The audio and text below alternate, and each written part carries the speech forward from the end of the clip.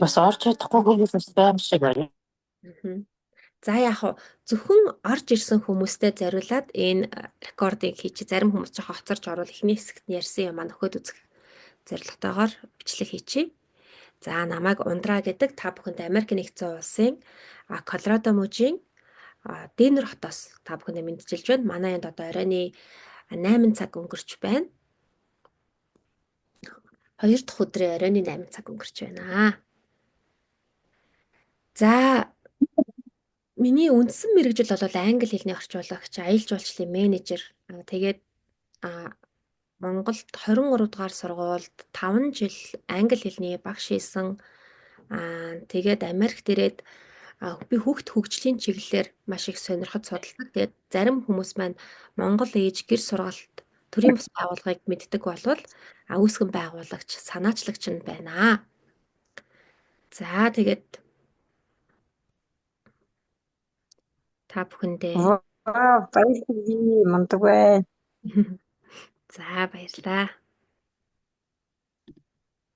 За хичээл эхлэе да.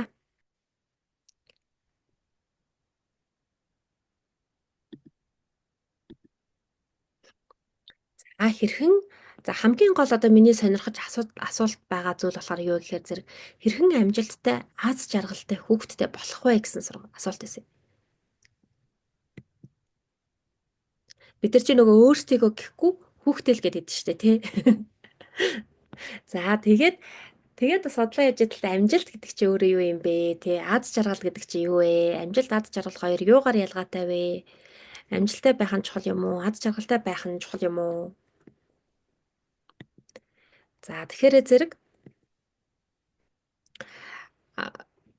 бас нэг тэгэхээр өөрөөсөө mental fitness гэж юу яриад байгаа юм бэ? Энэ юу юм бэ гэхээр зэрэг тархины одоо булчин бид нар маш олон жил биеийн одоо булчингаа хөгжүүлэхийн тулд тасал хөдөлгөөн хийх ёстой. Энэ эрүүл мэндэд маш чухал гэдгийг бүхэн ойлгож хүлээн зөвшөөрсөн байгаа тийм ээ. Тэгтэл миний энэ хоолой яг давхар яваад байна. За чадчих гэж байна.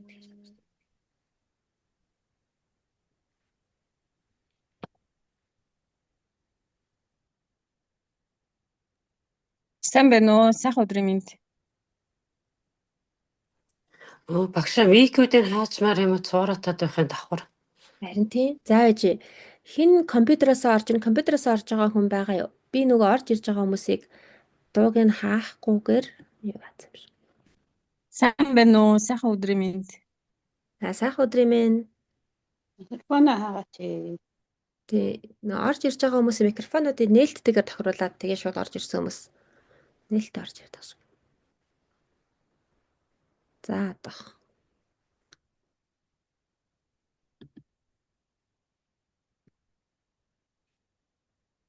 За энэ чихвч хийгээд.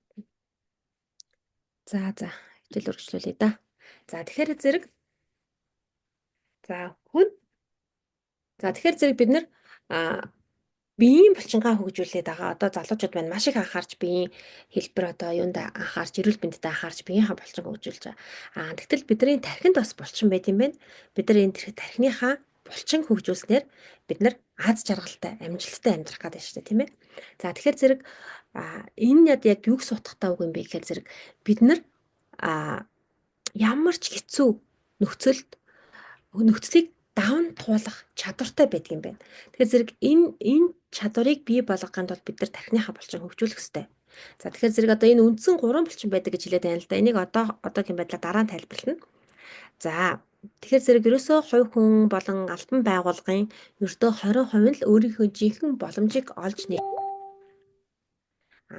Харин та өөрийнхөө тэр 80% нь олж чаддаггүй байх нь шүү дээ. Та тэгэхээр яаж энэ 20% багтах вэ гэдэг тухай одоо энэ Positive Intelligence гэдэг ном байдаг. Энэ номон дээр гардаг юм аа. За тэгээд энэ ном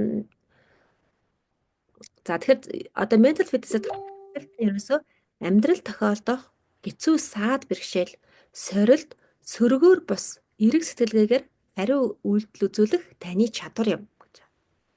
Тэгэхээр амьдрал тохиолдох хүний амьдралд байнга үргэлжил асуудал саад бэрхшээл байдаг. Хэдий баян хүнд ч гэсэн хэдий мөнгөтэй баян хүнд ч асуудал байдаг. хэдий эрүүл хүнд ч гэсэн асуудал байдаг. Тэгэхээр асуудал тохиолдох нь тэ одоо тодорхой хүн болгонд асуудал байдаг. Гэхдээ энэ асуудлыг хэрхэн эерэг сэтгэлгээгээр хариу үйлдэл үзүүлэх вэ? Тэгэхээр бид нар одоо стресстэй байна, бухимдаад байна гэдэг дандаа сөрөг байдлаар хариу үйлдэл үзүүлээд байгаа байхгүй юу? Тэгэхээр яаж энд эргээр үзүүлэх юм бэ гэхээр бид тархиныхаа булчин хөгжүүлэх хэрэгтэй байна. За тэгвэл тархиныхаа булчин хөгжүүлснээр яах вэ гэхээр зэрэг хамгийн түрүүнд өндөр үр бүтээмжтэй болно. За үр бүтээмж сайжирна гэсэн. За тэгээд амар амгалан болно. Эрүүл энх болно. За тэгээд хамгийн гол нь эрүүл харилцаатай болно. Амьдрал өөрөө харилцаанд тогтдог. Бид нар өөрсдөө нийгмийн амьтан шүү дээ, тийм ээ. За тэгэхээр энэ одоо ямар судалгаан дээр ингэж батлагдсан бэ гэхээр зэрэг positive psychology буюу одоо эрг сэтгэл зүй. За яаж байгаа энэ юугаа компьютер маань юу хийж байдгийг.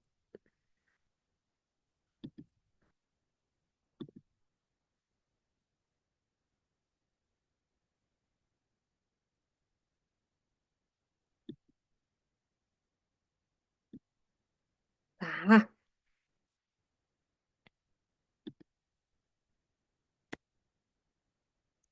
За тэгэхээр үндсэл нь эрг psychology гэдэг эрг сэтгэл зүйн шинжилгээ ухаан гэж байгаа. За өмнө нь болохоор зэрэг сэтгэл зүйн шинжилгээ ухаан дандаа эмгэг, өвчин, өвчлөлтэй асуудал, проблем, стрессийг маш ихээр судалж исэн болохоос биш аз жаргалтай амжилттай хүмүүсийг ерөөсөө судалж байгаагүй юм байна. Ямар хүмүүс аз жаргалтай байгаад байгаа, ямар хүмүүс амжилттай байгаад байгаа гэдгийг зөвхөн сүүлчийн хагас зуун жил л судалж эхэлсэн.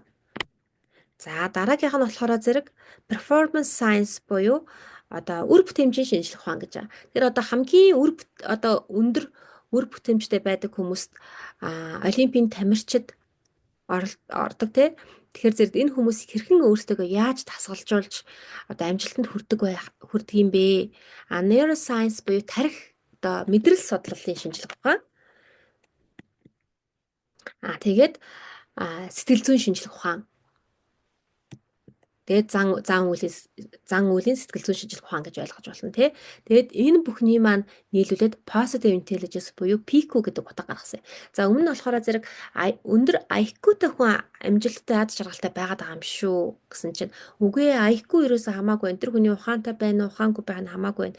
Бид нар ерөөсөө хоорондоо emotional intelligence буюу сэтгэл хөдлөлөө удирдах чадж байгаа хүн хамгийн аз жаргалтай байгаад байгаа юм шүү. Тэгээ EQ чухал юм шүү гэсэн. Тэгсэн чинь одоо сүүлийн үед PQ буюу юмд эргээр хандаж эрэг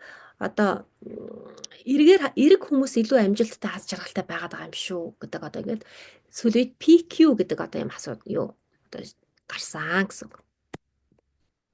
За тэгээд энэ одоо нөгөө номон дээрх бас юунууд нь Нью-Йоркийн бестселлер буюу хамгийн шилдэг борлуулалттай намаар positive intelligence номоос шалгарсан бөгөөд дэлхийн 20 гаруй хэл дээр орчуулагдсан байгаа. За тэгээд энэ болохоор зэрэг Америк нэгдсэн улсын том компаниуд түүний захирал болон тэдний гүйцэтгэх баг Стэнфордын оюутнууд дэлхийн хэмжээний шилдэг тамирчид болон 50 гаруй орны 500 гаруй оролцогчид тэгээ YPO гэдэг нь Young President Organization буюу залуу ерөнхийлөгчдийн холбооны болон түүний гэр бүлийнхэнд одоо энэ сургалтыг явуулаад гарсан үр дүнгээр нь баталсан юм аа. За тэгэхээр зэрэг power of factor analysis гэж байд юм байна. Тэр нь юу гэсэн үг вэ гэхээр зэрэг хамгийн гол бид нар суур шалтгааныг нь олж нээх хэрэгтэй. Суур шалтгаан. Одоо бидний түрүүний яриадсан зан одоо төлөвүүд байж тийм ээ. Эдний суур шалтгаан нь юу юм бэ гэдгийг нь олж тэрийг олоод хамгийн гол үр дүнг маш энгийн хэлбэршүүлсэн аргаар илэрхийлж хэлхийг нь power of factor analysis гэдэг юм байна. За энэ өнгөн дээр жишээлбэл бидэрт хэдэн мянган өнгө харагддаг тийм ээ. Тэгтэл энэ өнгө маань үндсэндээ ерөөсө 3 өнгөнөөс бүрддэг. Тэр нь үндсэн өнгө буюу улаан, өг, шар гэдэг үндсэн 3 өнгөнөөс бүрддэг юм байна. Тэгэхээр зэрэг энэ өнгийг одоо ийм үндсэн өнгөнөөс энэ одоо суур шалтгааныг нь олж нээж байгаа байхгүй юу? Тэгэхээр одоо тархич өөрөө бас асар нарийн бүтэц зохион байгуулалттай эрхтэн байгаа.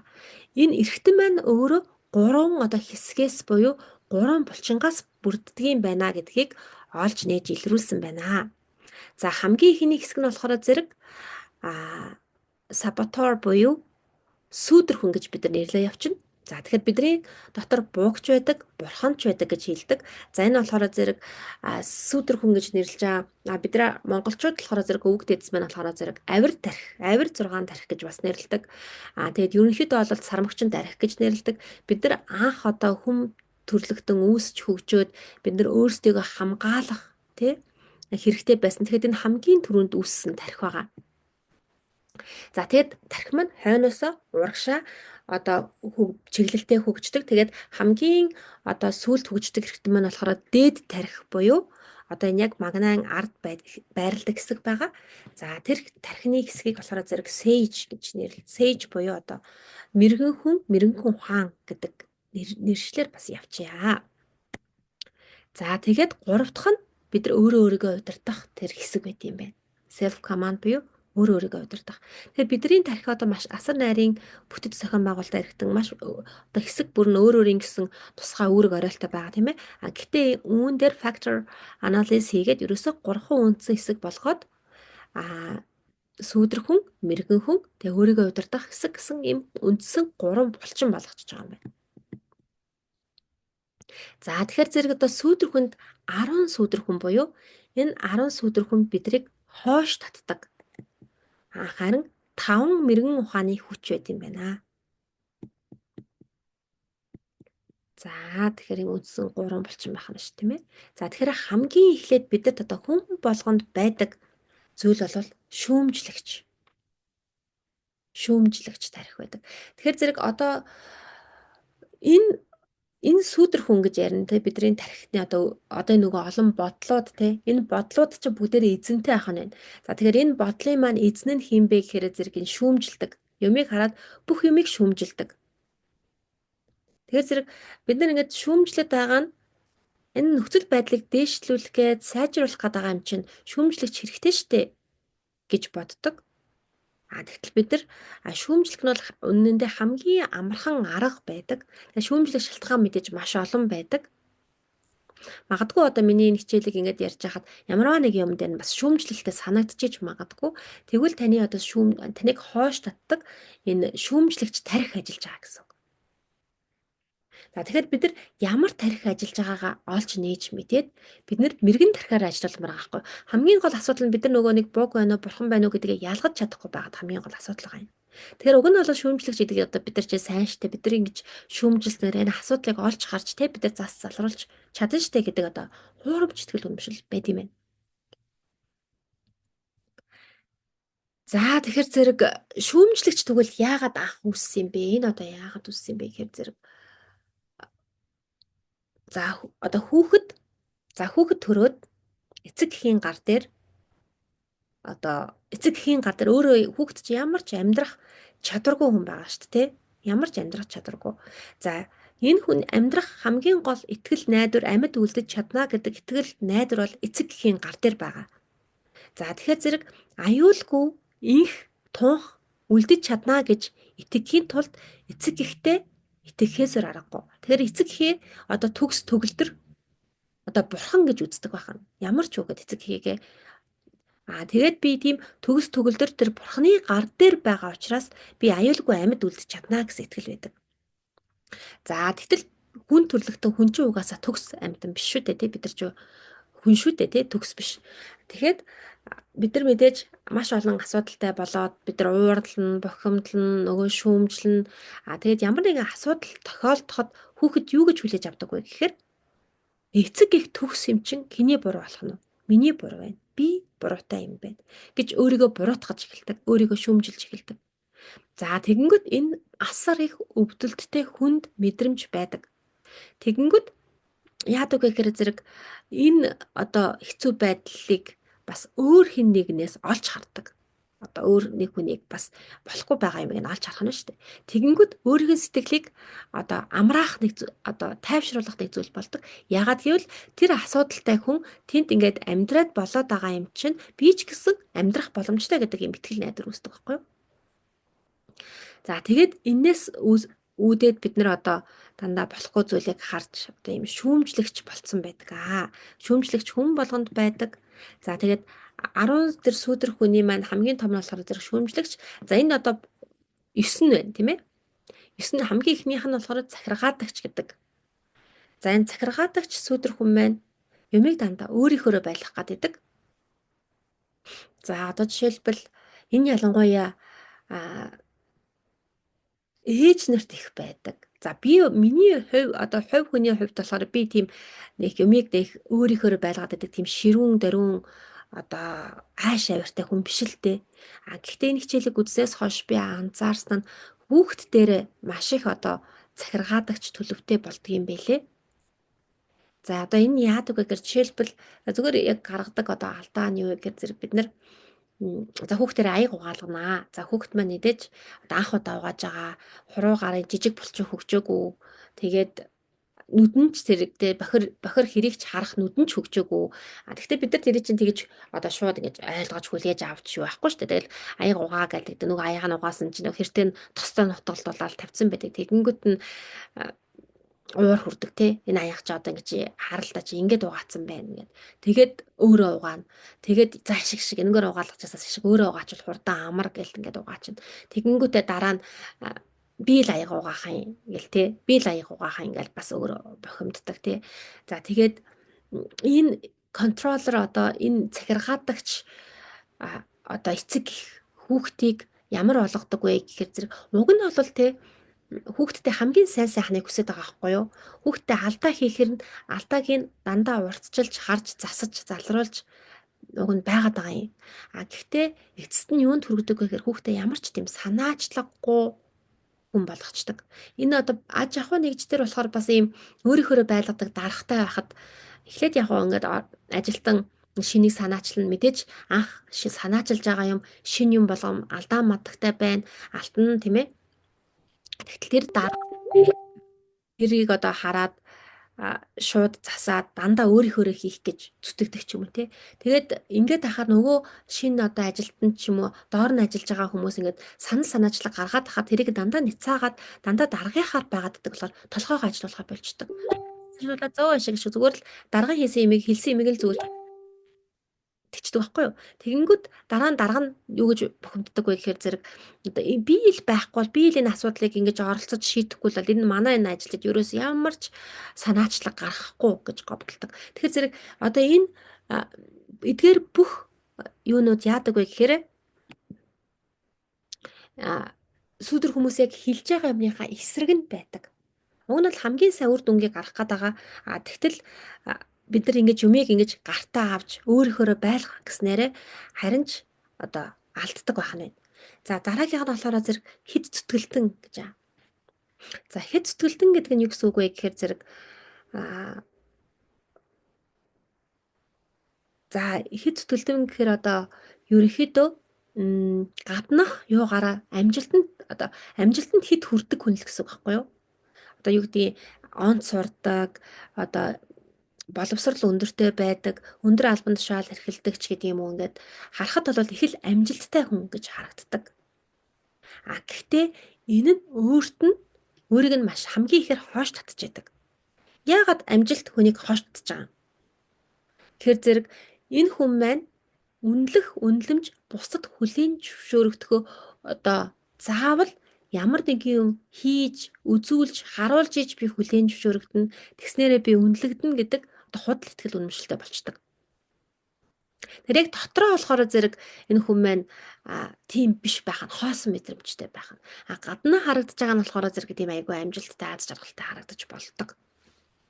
Тэгэхээр зэрэг энэ маань өөрт маш их юутай байдаг. Ийм хүн зүгээр ажлыг хийчихгүй одоо ингээд зүгээр юмыг хийчихгүй заавал ингээд эцэс нь одоо тултал нь сайн хийдэг. Тэгээд тултал нь хийснээрээ ямар ашигтай ингээр нэг их ашиг өгөн байхгүй. Гэтэ энэний цаана өөрөө маш их одоо стресст ордог. Одоо burnout буюу мэдрэлийн ядаргаанд ордог. Өөрийгөө ингээд шаардлагагүй юм дээр ингээд өөрийгөө мэдрэлийн ядаргаанд оруулаад идэг ийм хүмүүс байдаг.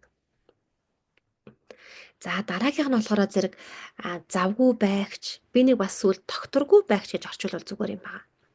За түрүү хэлсэн шүү дээ. Тэгээд энэ хүн яадаг вэ гэхээр зэрэг энэ сүүдэр хүн маань юу гэж биднэрт хэлдэг вэ гэхээр таныг би юунаас ч дутаахгүй. Тэгээ бүх юм чинь дүүрэн сайхан байлгана гэж хэлдэг. Тэгээд бид нар нөгөө дутхгүй байхын тулд үргэлж дараагийн шин юмыг, дараагийн гялгар юмыг хайж явж идэг. Тэгээд юунаас ч дутхгүй байхын тулд юм болгонд оролцоотой, юм болгонд ингэж явхаар яг нөгөө олон газар нөгөө худгийн нүх ухдаг үлгэртэй адилхан ерөөсө усыг гаргаж чаддаггүй. Тэгэхээр бид нар олон юмыг ингэж эхлүүлдэг боловч дуусгадаггүй. Хаяад явдаг ахна шүү дээ. Тэгэхээр зэрэгтэй үргэлж тийм завгүй, тийм докторгүй байдаг. Яагаад гэвэл ямар нэг юмнаас хоцрох гээд байгаа юм шиг. Тэгэхээр зэрэг бид нэг юмаа одоо нэг газараа удаан нүхээ одоо ухчиж бид нар худгийн одоо усыг гаргаж чадна. Бид нар одоо за 10 м ухаад ус гарах хэрэгтэй байтал бид нар нэг 5 м ухчаад 1000 газар ухсан ч бид нар худгийн усыг гаргаж чадахгүй шүү дээ тий. Тэгэхээр зэрэг яг энэ маань бидрийг тэгж хоош татдаг байгаа. Тэгэхээр үндэ одоо бидрийг сайхан бүх юмыг одоо ингээд дүүрэн сайхан байлгана гэвэл юу ч дүүрэн биш. Бүгд хоосон одоо дундуур байдаг. Байх нэ. За тэгэхээр зэрэг бидний дотор одоо эдгээр хүмүүс бай оршдгийг бид нар өөрсөө мэддэггүй. За дараагийнх нь болохоор стиклер буюу шаардагч одоо төгс төгөлдөр байлгагч. Одоо энэ юм ийм л байх ёстой гэсэн бол тийм л байх ёстой. Тэгээд одоо ер нь юм болгоод ингээд төгс төгөлдөр хийх гэдэг байлгах гэдэг зантай хүн. За тэгэхээр зэрэг нэг юм ингээд одоо байранда байхгүй ч юм уу нэг юм ингээд байх юм бол ингээд юу яачдаг 50 байж чаддаггүй. Уг нь бол энэ юу бол гэд чамайг айгуу тийм төгс төгөлдөр 50 амгалан байлгаа гэж хэлдэг байхгүй юу. Гэтэл хизээч юм төгс байдаг. Хизээч юм одоо байх ёстой байранда байдаггүй. Тэгэхээр зэрэг үргэлжийн мөх одоо тэр нэг жижигхэн асуудлаас болоод өөрийн амар тайвныг үргэлж алдагдуулж идэг. За дараагийнх нь болохоор зэрэг тал засагч. За pleaser, people pleaser гэж. Энэ бол надад маш өндөр байдаг. За тэгээд энэ яадаг вэ гэхээр зэрэг уул нь бол ингээд хүнд дандаа ингээд найр тавиад идэг. Маш найр тавьдаг. Тэгээ хүнд одоо ингээд туслах дуртай. Хүн тусамж гуйгаагүй хахад очоод тусалдаг, авардаг. Тэгээд энэ тусалж байгаагаа би ерөөсөө хариу нэхгүй тусалж байгаа гэж өөртөө хэлдэг. Тэгтэл яг үнэндээ бас яг хариу нэхгүй ингээд туслаад идэм юм гэхээр үгүй. Энэ зарим тохиолдолд бид нар ингээд хүнийг одоо өрөвдөөж, хайрлаад өөрөө өртөө байж ич тэр хүнд ингээд санхүүгийн тусламж ингээд үзүүлэх нь дахиад өөрийнхөө өрхийн асуудлыг те санхүүгийн асуудлыг аюултай байдалд оруулдаг юм эрсдлийг бас үрчидэг. Тэгэд энэний хамгийн сонирхолтой нь яг чухал хайртай дотно хүндээ буюу нөхөртөө эсвэл үр хүүхдүүдтэй тийм тал засахыг хичээдэггүй. Одоо бүр хүндлэнгийн хамаагүй хүмүүст ингээд тал засаж яваад байдаг нэг үс сонио. Тэгээд тэгэхээр тэр хүн бас яагаад юм гэхээр зэрэг хүлээн зөвшөөрөгдөх гээд байна те. Тэгээд би ийм сайн хүн шүү гэдгээ уг нь мэдрүүлэх гээд байгаа байхгүй юу. Тэгээд эцэст нь яадаг вэ гэхээр зэрэг бусдад ингээд хэд таалагдах гээд яваад хахаар өөрийгөө алдаж эхэлдэг. Тэгээд энэ хүн маань болохоор зэрэг би бүх хүнд таалагдана. Яагаад гэвэл би сайн хүн гэж итгэдэг. Тэгээд тэгээ өөрийгөө алддаг нь одоо мэдээж тэ хүн болгонд таалагдах боломжгүй. Тэгээд хүнд таалагдах гэж ингэж явсаар агаад өөрөө юунд дуртай юм. Энэ ялгаа эмгтээчүүдэд маш их байдаг. Тэгээ нөхөр хүүхэд гэж бас явсаар агаад бас өөрийгөө юу ачдаг. Өөрийгөө хайчдаг тий. Тэгээ дараа нь би юунд дуртай юм. Би юу н хийн гэдэг энэ юу яахгүй бусдад таалагдах гэж бусдын ая талыг харж явсаар агаад өөрийгөө гээгдүүлсэн байдаг. За тэгээд бид нар яадаг вэ гэхээр өөрөө юм байгаад дахиад буцаад ийм хүүхдийг бий болгодог. Бусдыг одоо тэгээд ялангуяа бидний одоо маш их тийм хүлцэнгүй хүмүүс. Маш тийм хүлцэнгүй. Тэгээд асуудал саад бэрхшээл гарах юм бол тэр хэцүү зүйлийн талаар ерөөсөө ярьж хэлэлцэж чаддаггүй. Нэг бол дуугаа ураагаар нэг бол ихэнхдээ юу нь бол тэгээд цухтаачдаг. Тэгээд жижиг асуудал. За тэгээд энэ ийм одоо юу маань болохоор зэрэг баян болж чаддаггүй. Одоо бидэрт энэ тал засагч байна гэж бид нар баян болж чадахгүй. Яагаад бид нар баян болж чадахгүй юм гэхээр баян хүмүүс чинь бусад таалагддаг үлээ. Бид ер нь ихэнх хүмүүс баян хүнд дургүй байдаг шүү дээ. Тэгээд тэр хүнийг за энэ яаж баяцсан бол тоо тэг ингэсэн тэгсэн байх та гэдэг дандаа муугар боддог тий. Баян гоё машинтай байхад тэр одоо хат машинд натаарахдаг ч гэдэг юм уу. Ийм байдлаас болоод энэ тал засагч маань хязгаарч баян болж чадахгүй. Баян болсон ч гэсэн мөнгө хүмүүс тараагаад өчнө.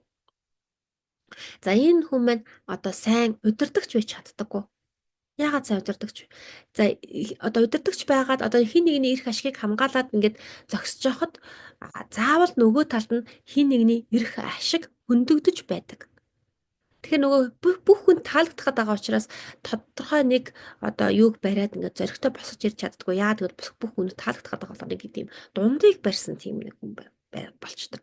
Тэгэхээр бид нар ер нь хүүхдүүдэд бас ийм тий үгүй гэж хэлж чаддаггүй. Хүнд ерөөсөө үгүй гэж хэлж чаддаггүй. За тэгэхээр зэрэг энэ pleaser гэдэг ийм одоо өдөр хүн бидний дотор оршиж байд юм байна. За тэгээд дараагийнх нь болохоор зэрэг одоо hyper vigilant буюу одоо хэд сэрэмжлэгч буюу одоо төгшүүрийн эмгэгтэй хүнч гэж хэлж болдог. За тэгэхээр зэрэг энэ хүн маань уул нь болвол тийм ээ. Ямар учиртай юм гэхээр зэрэг уг нь хамгаалах бид нар өөр хүүхдээ нөхрөө уг нь ингээд хамгаалах бас зүн совинтой аюул ослгүй байлгах амар тайван байлгахыг бид нар бол уг нь бол чийдэг.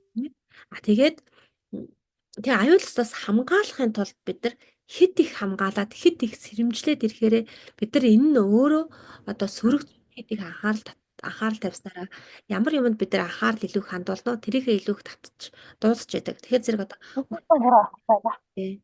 хүүхд маань өвдчих үү дээ гэдэг. Орж ирсэн амгаа маань мьют хийлээ шүү.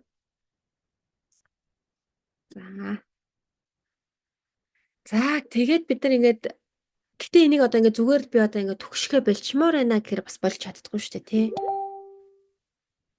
За тэгэхээр зэрэг энэ нэг сүүдэр хүн байт юм байна. Энэ бас сүүдэр хүн яах нь бид нар бас л худлаа хэлж яах нь байна шүү дээ тий. За дараагийнх нь болохоор зайлсхийгч. За энэ зайлсхийгч болохоор зэрэг одоо тийм дандаа тийм тааламжтай эрг мэдрэмжтэй байхыг хүсдэг.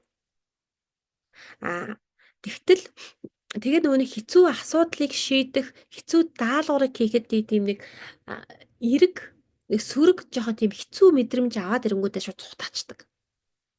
За тэгээд уг нь бол тийм эрг байх гэдэг байгаа шүү дээ. Тийм тааламжтай байх гэдэг байгаа шүү дээ. Тэгтэл бид нар одоо нөгөө ажлаа хойшлуулсан, юмнаас ингээд цухтаацсан ингээд жижигхэн асуудлыг ингээд дандаа хойш тавьчихаар амар тайван байж чаддаг байлоо. Нөгөө хийгээгүй юмд ингээд үргэлж ингээд хийхгүй байгаа ч гэсэн хийгээгүй юмдаа ингээд төгшөө санаа зовоод байдаг шээ тий. Тэгэхээр яг үнэндээ энэ бол бидрэг амар тайван байлгаж чаддаггүй. Нөгөө жижигхэн асуудлыг яг цаг тухайд нь хийхгүй байжгаад асар том асуудал болгодог тал байдаг тий. За дараагийнх нь болохоор зэрэг хохирогч гэж байна. За энэ бол үнэхээр сонирхолтой сүүдэрхэн. Тэгээ анх би ингээд бас нөгөө нэг тийм хохирогч хүмүүсийг асууж жоохон шүүмжлэнгүү.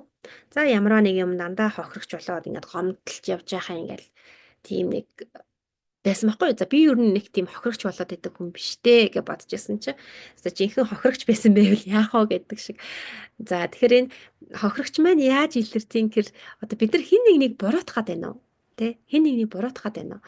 За би ялангуяа ингээд за хадам их юм шиг авъя те ингээд хадам их за тэр үед намайг тэгэж хэлсэн тэр үед надад тэгэж хандсан гэд ингээд дотроо айгу тийм нэг гомдолтой буруутгалтай шүүмжлэлтэй байгаадсан баггүй юу. Тэгээ тэр нь маань ингээд өөрт ингээд маш хэцүү мэдрэмж төрүүлдэг.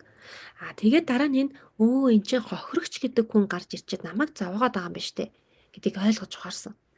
Тэгэнгүүтээ за би энд хохирогч болохоо болчих гэдэг шийдвэрийг гаргаад ирэнгүүт нөгөө нэг тэр хэцүү асуудлууд нөгөө нэг хэцүү тэр бодлоод бүгдээрээ ингээд алга болоо сарнц. Яа тэгвэл би өмнө тэр бодол руу орж ирэнгүүт л тэрийг нөгөө өшөө чааш нь ингээд нөгөө хөгжүүлээд ингээд бодоод идэг гэсэн юм. Тэгэхээр энэ болгон маань юу ч дандаа бодлоор орж ирдэг.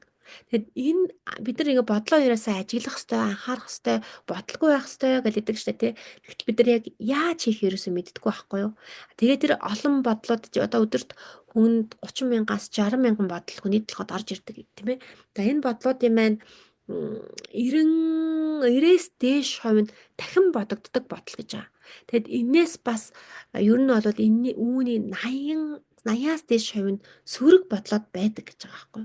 Тэгэхээр энэ бодлоод дотор ч ерөөсөө л энэ сүдэр хүмүүс бидрийг те нэг бол завгүй байлгаар, нэг бол юмнаас ажлаас цухтаалгаар, нэг бол төгс төгөлдөр байлах гал, нэг бол ингээл юмыг өөрийнхөө байлах гад ч юм уу, нэг бол ингээл түгшээд ингээд заваагаад, нэг бол ингээл хохирогчийн дүр тоглол байж байгаа. Нэг бол одоо ингээд хит ухаалаг гэж аа. Хит ухаалаг ухаантай байх чинь бас яагаад биднийг хойш татчихж байгаа юм бэ?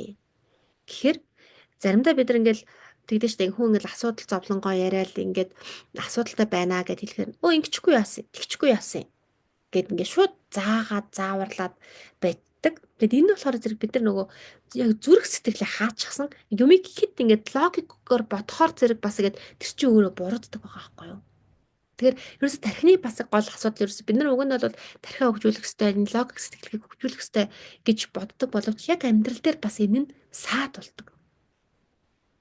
Яагаад гэвэл бид нар илүү зүрх сэтгэлээ сонсох нь илүү чухал байна. За тэгэхээр зэрэг эдгээр зүйлүүд нь болохоор зэрэг би нөгөө зөвхөн нөгөө нэг эхлээд нөгөө нэг тэр шүүмжлэгч яаж үүсдэг вэ гэдэг талаар ярьсан шүү дээ тий. Одоо жишээлбэл энэ нь хохирогч одоо жишээлбэл яаж үүсдэг вэ гэхээр зэрэг бидний нөгөө хангагдаагүй хэрэгцээ байдаг нөгөө хүлээн зөвшөөрөгдөөгүй хайрлагдаагүй хамгаалагдаагүй ийм хэрэгцээнүүд байдаг. За жишээлбэл бид нар ерөөсөө ингээд ажил гээл тий ерөөсөө хүүхдэд цаг гаргаж чаддаггүй анхаарал тавьж чаддаггүй тэгтэл хүүхэд маань өвддөг.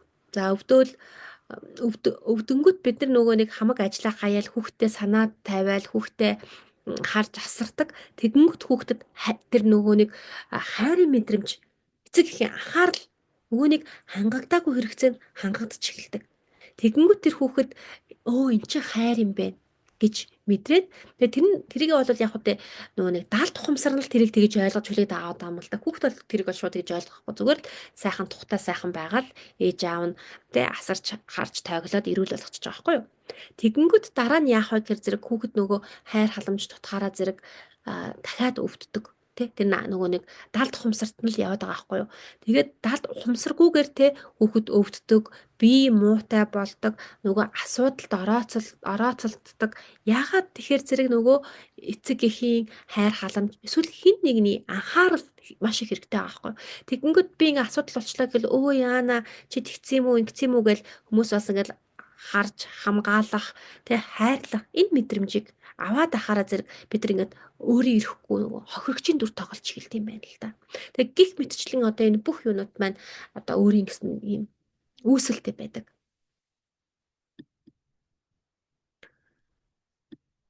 За тэгээд энийг бид нөгөө нэг сорил бөглөөрөө сорилоо бөглсөн хүмүүст ганцаарчлсан уулзалт хийн шүү гэд. Тэгэхээр бидний энэ одоо асуудал юунд байгаад байгаа юм бэ гэдгийг энэ сорилоор яадаг энэ англи хэл дээр бөглөх ёстой сорил байгаа. Тэгээд энэ юугаа монголоор нь би орчуулсан байгаа. Орчуулсан юугаа дахиж нэг өөр төхөөрөмжн дээр нээгээд англи хэл дээрээ бөглөөд сорилын хариултыг авч болно. За энэ хүн жишээлбэл контроллер буюу одоо маш их юмыг өөрийнхөө хяналтанд байлгах дуртай хүн бас юмнаас их зайлс хийдэг. Тэгээд бас маш их хэд сэрэмжтэй одоо жоохон төвшүүртэй ийм хүн байдаг бахан. Бас мөн энэ юу н гуруула ижилхэн биш те. Бусад бол тал засдаг тал засагч хүн байх нэ. За тэгээ хохирогч гэж явж байна. За ингээд бид нар зөвхөн одоо эдгээр асуудлыг олж мэдээд бид нар ерөөс хамгийн өндөр байгаа нэг сүүдэр хүнтэйгээл ажиллахад бус хүмүүс нь аянда нөгөө нэг багасчдаг. За тэгэхээр одоо энэ шаардагч гэдэг. За энэ бөглсний дараа энэ нэг тайлбар нэдэг байхгүй юу? За би ингээд шаардагч маань 5.6 оноотой байна.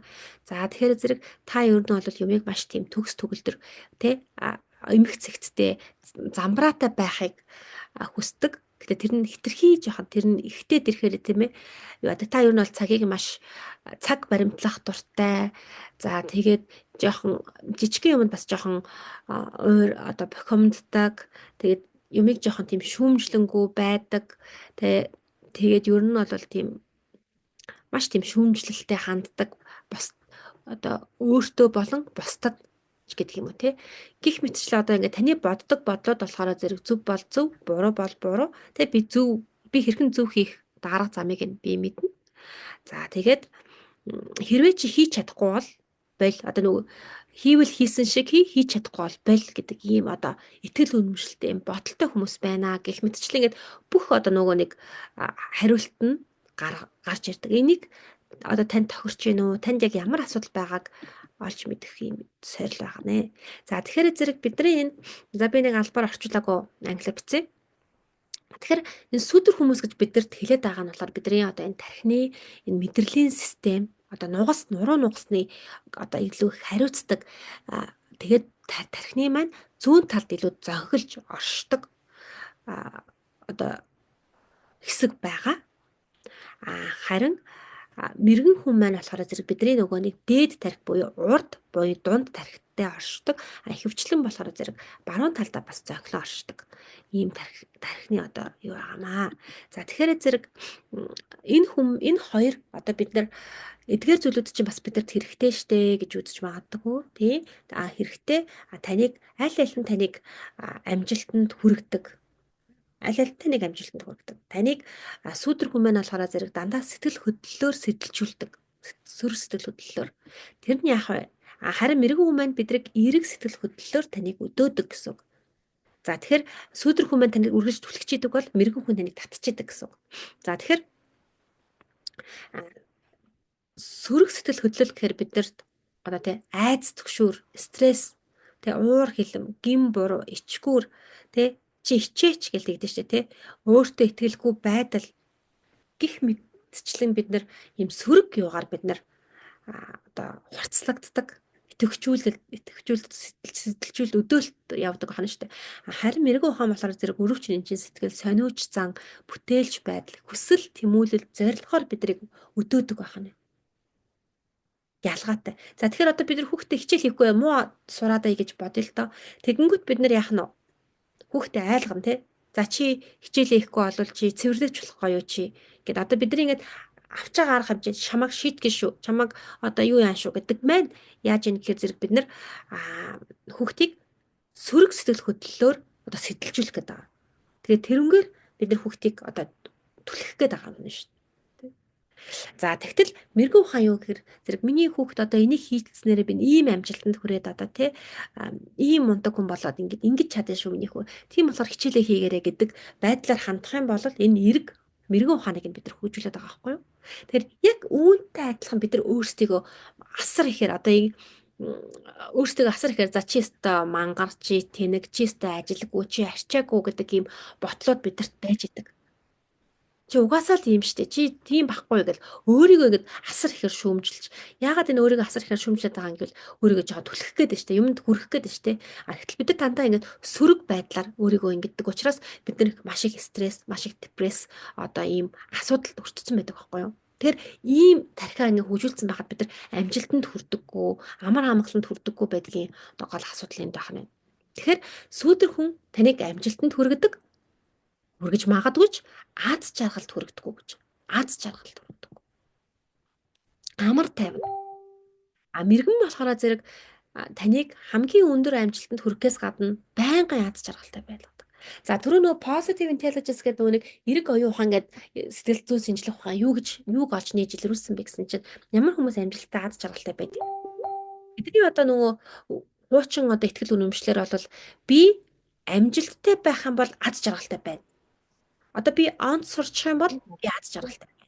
Би мөнгөтэй болчих юм бол аз жаргалтай байна. Би эрүүл болчих юм бол би аз жаргалтай байна гэж боддог. Тэгтэл яг энэ эрэг сэтгэл одоо positive psychology буюу энэ эрэг сэтгэл зүйн шинжилгээ ухаан нь юг нээж илрүүлсэн гэхээр үгүй ээ. Та дука төвшөө микрофон хаана уу? За баярлалаа. За тэгсэн чинь юуг олж нээж илрүүлсэн бэ гэхээр үгүй ээ. Та эхлээд эерэг байгаад тий аз жаргалтай байснараа танд мөнгө ирдэг, танд эрүүл мэнд ирдэг. Таны юу хүссэн бүх юм чи ирэх боломжтой. Тэгэхээр та өөрөө одоо эерэг байх хэрэгтэй байна шүү дээ. Тэгэхээр одоо эерэг байжж эрүүл байх нь байна. Эерэг байжж мөнгө орж ирэх нь. Эерэг байжж амжилтанд хүрэх нь байна. Эрэг хүн илүү их сэтгэн бодох чадвартай байдаг. Айц сүйдэст автцсан одоо аюул занал хийлд өртцсөн одоо төгшүүртэй байгаа хүн юмыг нээж одоо шинэлэг санааг юу яахын тархин үнэндээ хаагдсан байдаг байхгүй тийм боломж байхгүй.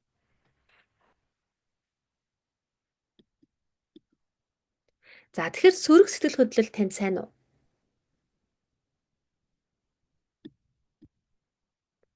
За тэгвэл өвдөл танд сайн уу? За та бүхэн дотроо хариулаарай. За өвдөл танд сайн уу? За тэгэхээр зэрэг сөрөг сэтгэл хөдлөл өвдөлт сайн хэрэгтэй. Хэрэгтэй биднэрт. Хэрэгтэй учраас байгаа. Бидрийг хамгаалж байгаа тийм ээ. За гэхдээ 1 секундэд л анхааруулах дохио болж туслахад л болно.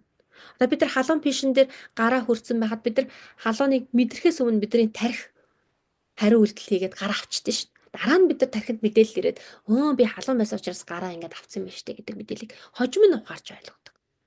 За тэгэхээр биднэрт энэ өвдөлт гэдэг зүйл хэрэг бид нар мэдрэхгүй бол бид нар гараа маш илүү түлэх эрсдэлтэй юм. Илүү их одоо аюул осолд өртөх магадлалтай.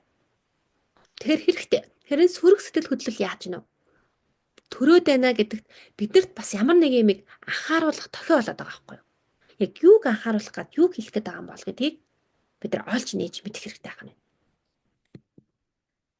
За тэгэхээр зэрэг тэгтээ удаан явж болохгүй гэдэг. Удаан тэр өвдөлтийг удаан мэдрээд ээж болох. Удаан мэдрэхээр яах юм бэ?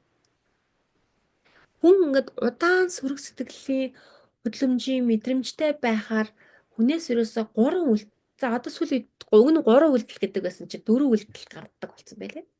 4 болгоцсон байлээ. За тэр нь юу вэ гэхээр нэгдүгürt одоо бид нар ингээд аалц одоо гинт биний өмнө ингээд байлаа гэхэд би нэг юу яаж боглоо.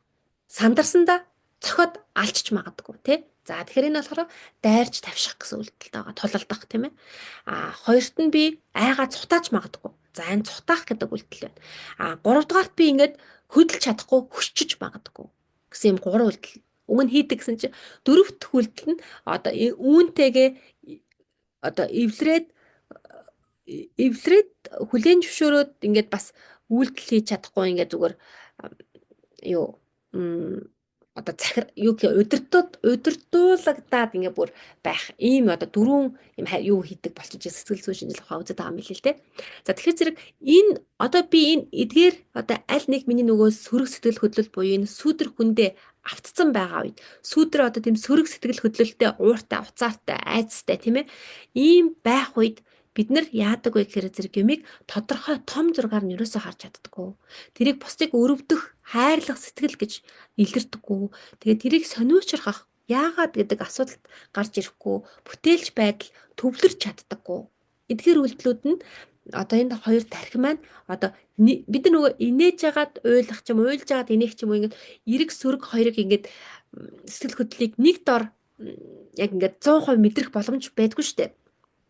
Яг энтэй адилхан бид нар ингээд айцсан байгаа үед юмыг тийм сэтгэх тэр оюун ухаан маань хаалттай байдаг. Тэгэхээр бид нар одоо стресс одоо энэ сөрөг сэтгэлтэй маш удаан явхаар зэрэг бид нар энэ мэрэгэн ухаанаа ерөөсөө ашиглуулах боломжгүй. Тэр энэ сургалт маань ерөөсөө энэ мэрэгэн үнийг хөгжүүлэх гэдэг байгаа юм. Тэгэхээр бид нар ерөөсөө сүүдэр хүнээ сулруулах нь байна. Эхлээд яаж сулруулах юм? Бид нар байгаа гэдгийг ч мэдэхгүй юм чинь тэрийг олж таньж нээж харж чадахгүй шүү дээ. Тэгэхээр эхлээд бид нар ийм хүн одоо ингээл гомдлоод эхлэнгүүл за миний хохирогч гараад ирлээ. За хохирогчоо нэг сонсч та гэд бид нар яг үнэндээ тэр сүүдэр хүмүүсийг өөрсдийгөө гэж хамгийн гол нь андуураад байдаг байхгүй юу? Эдгээр чинь бид нар биш. Энэ айгуу чухал. Тэр одоо энэ хойш тавиад байгаа, энэ хохироод байгаа, одоо энэ залхуураад байгаа энэ хүн чинь би биш байхгүй юу? Энэ бол бодол, энэ бодлыг би зүгээр сонсогч, хүлээж авч байгаа сонсогч нь. За тэгэхээр зэрэг хин надад юу гэж хэлээд байна гэдэг би ихлэ ялгаж салгах одоо ухаантай болох юм шүү дээ. Энэ хүн надад ингэж хэлж байна. Надаа энэ ингэж худал хэлж байгаа гэдгийг нь одоо таньж нээж мэдэх хэрэгтэй байна. Тэгэхээр энийг одоо энэ сургалтаас авах гэдэг. За тэгээд мэрэгэн ухаанаа хүчрхжүүлнэ гэж байна. Тэгэхээр мэрэгэн ухаанаа хүчрхжүүлнэ. За ингийн тулд яах вэ гэхээр зэрэг бид нар өөрийгөө удирдах булчингаа хөгжүүлэх хэрэгтэй. Тэгэхээр өөрийгөө одоо нөгөө энэ шилжилтийг хийх хэрэгтэй. Сөрөг байдлаасаа бид нар эрэг байж ич юмыг нөгөө зөв одоо эрүүл ухаанаараа шийдвэрлэж чадах нь шүү дээ. Тэгэхгүй бол бид нар дандаа нөгөө нэг сөрөг юугаараа удирдуулаад дандаа сөрөг юунууд шийдвэрийг гаргаад сонголтуудыг хийгээд байдаг байна шүү дээ. Тэгэхээр энэ өөрийгөө удирдах булчингаа бид нар хөгжүүлснээрээ бид нар ийм сөрөг сэтгэл хөдлөлт автахгүй Тэгээ эерэг сэтгэл хөдлөл рүү шилжиж чаддаг болох нэ.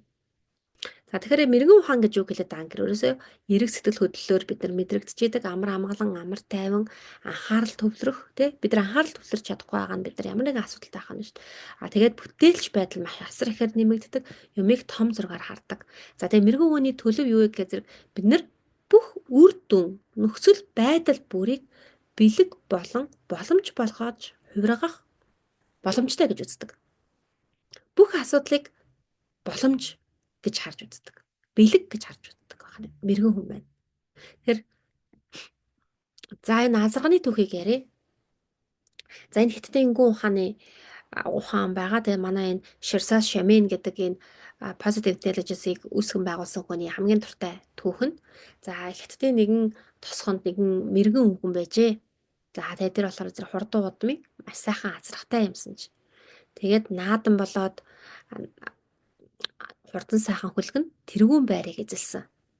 За тэр үед нь айл сайхал анд найз нөхтөн тэ нутаг орных нь бүгдээрээ ирээд өвгөнд баяр хүргэсэн. Тэгтэн өвгөн сайн зүйл болсон уу, муу зүйл болсон уу гэдгийг хэн мэдхэвдэ гэжээ. Тэгэхээр нутгийнхан гайхаад тэрүүн байрыг эзэлчихэд яагаад сайн болсон уу, сайн зүйл болсон уу, муу зүйл болсон уу гэдгийг хэн мэдхэвдэ гэж юм бол тоо гэд боцжээ. За тэгсэн чинь удахгүй нөгөө өвгөний чинь хурдан удмын азрахтай гэж мэдсэн хэдэн хулгайч нар азрахыг нь хулгайлчих. За тэгсэн чинь нөгөө нутгийнхаа ирээд ууг хашиг нь хуваалцахаар тий. Өстой хэцүү юм боллоо. Одоо хайртай ганц азрах чаа одоо ингээд хулгаад алдагдчихлаа да гэд ирэхэд нь нөгөө өвгөн чинь сайн зүйл болсон уу, муу зүйл болсон уу гэдгийг хэн мэдхэвдэ гэжээ. Тэгэхээр азаргаа алдчихад яагаад сайн зүйл болсон уу, муу зүйл болсон уу хэн мэдхэвдэ гэж юм бол тоо гэд гайхаад буцаж. Тэгсэн чинь удалгүй нөгөө азраг нь маш ухаантай хурдан эрэмгийн хөлөг байсан учраас нөгөө хулгайчтаас чинь цутаагаад гэрээ олоод ирсэн. Гэрээ олохдоо замаараа байсан зэрлэг гүүнүүдийг дагуулад ирсэн. Тэгтэн нутгийнх нь бөөн баяр хөөрөлд. Өстой үнэхээр гайхалтай ирч хүчтэй хурдан азраг юм аа. Олуулаа олоод ирлээ штэ гэв өвгөнд баяр хүргэсэн чи өвгөн сайн зүйл болсон уу, муу зүйл болсон уу гэдгийг хэн мэдхэвдэ гэжээ. Тэгээд азрагаа ийм олон сайхан газрахтай болчоод яагаад одоо азраг гадуутай болчоод яагаад сайн зүйл болсон уу, муу зүйл болсон уу гэдгийг хэн мэдхэвдэ гэж юм бол тоо гэд боцож. Тэгсэн чи нөгөө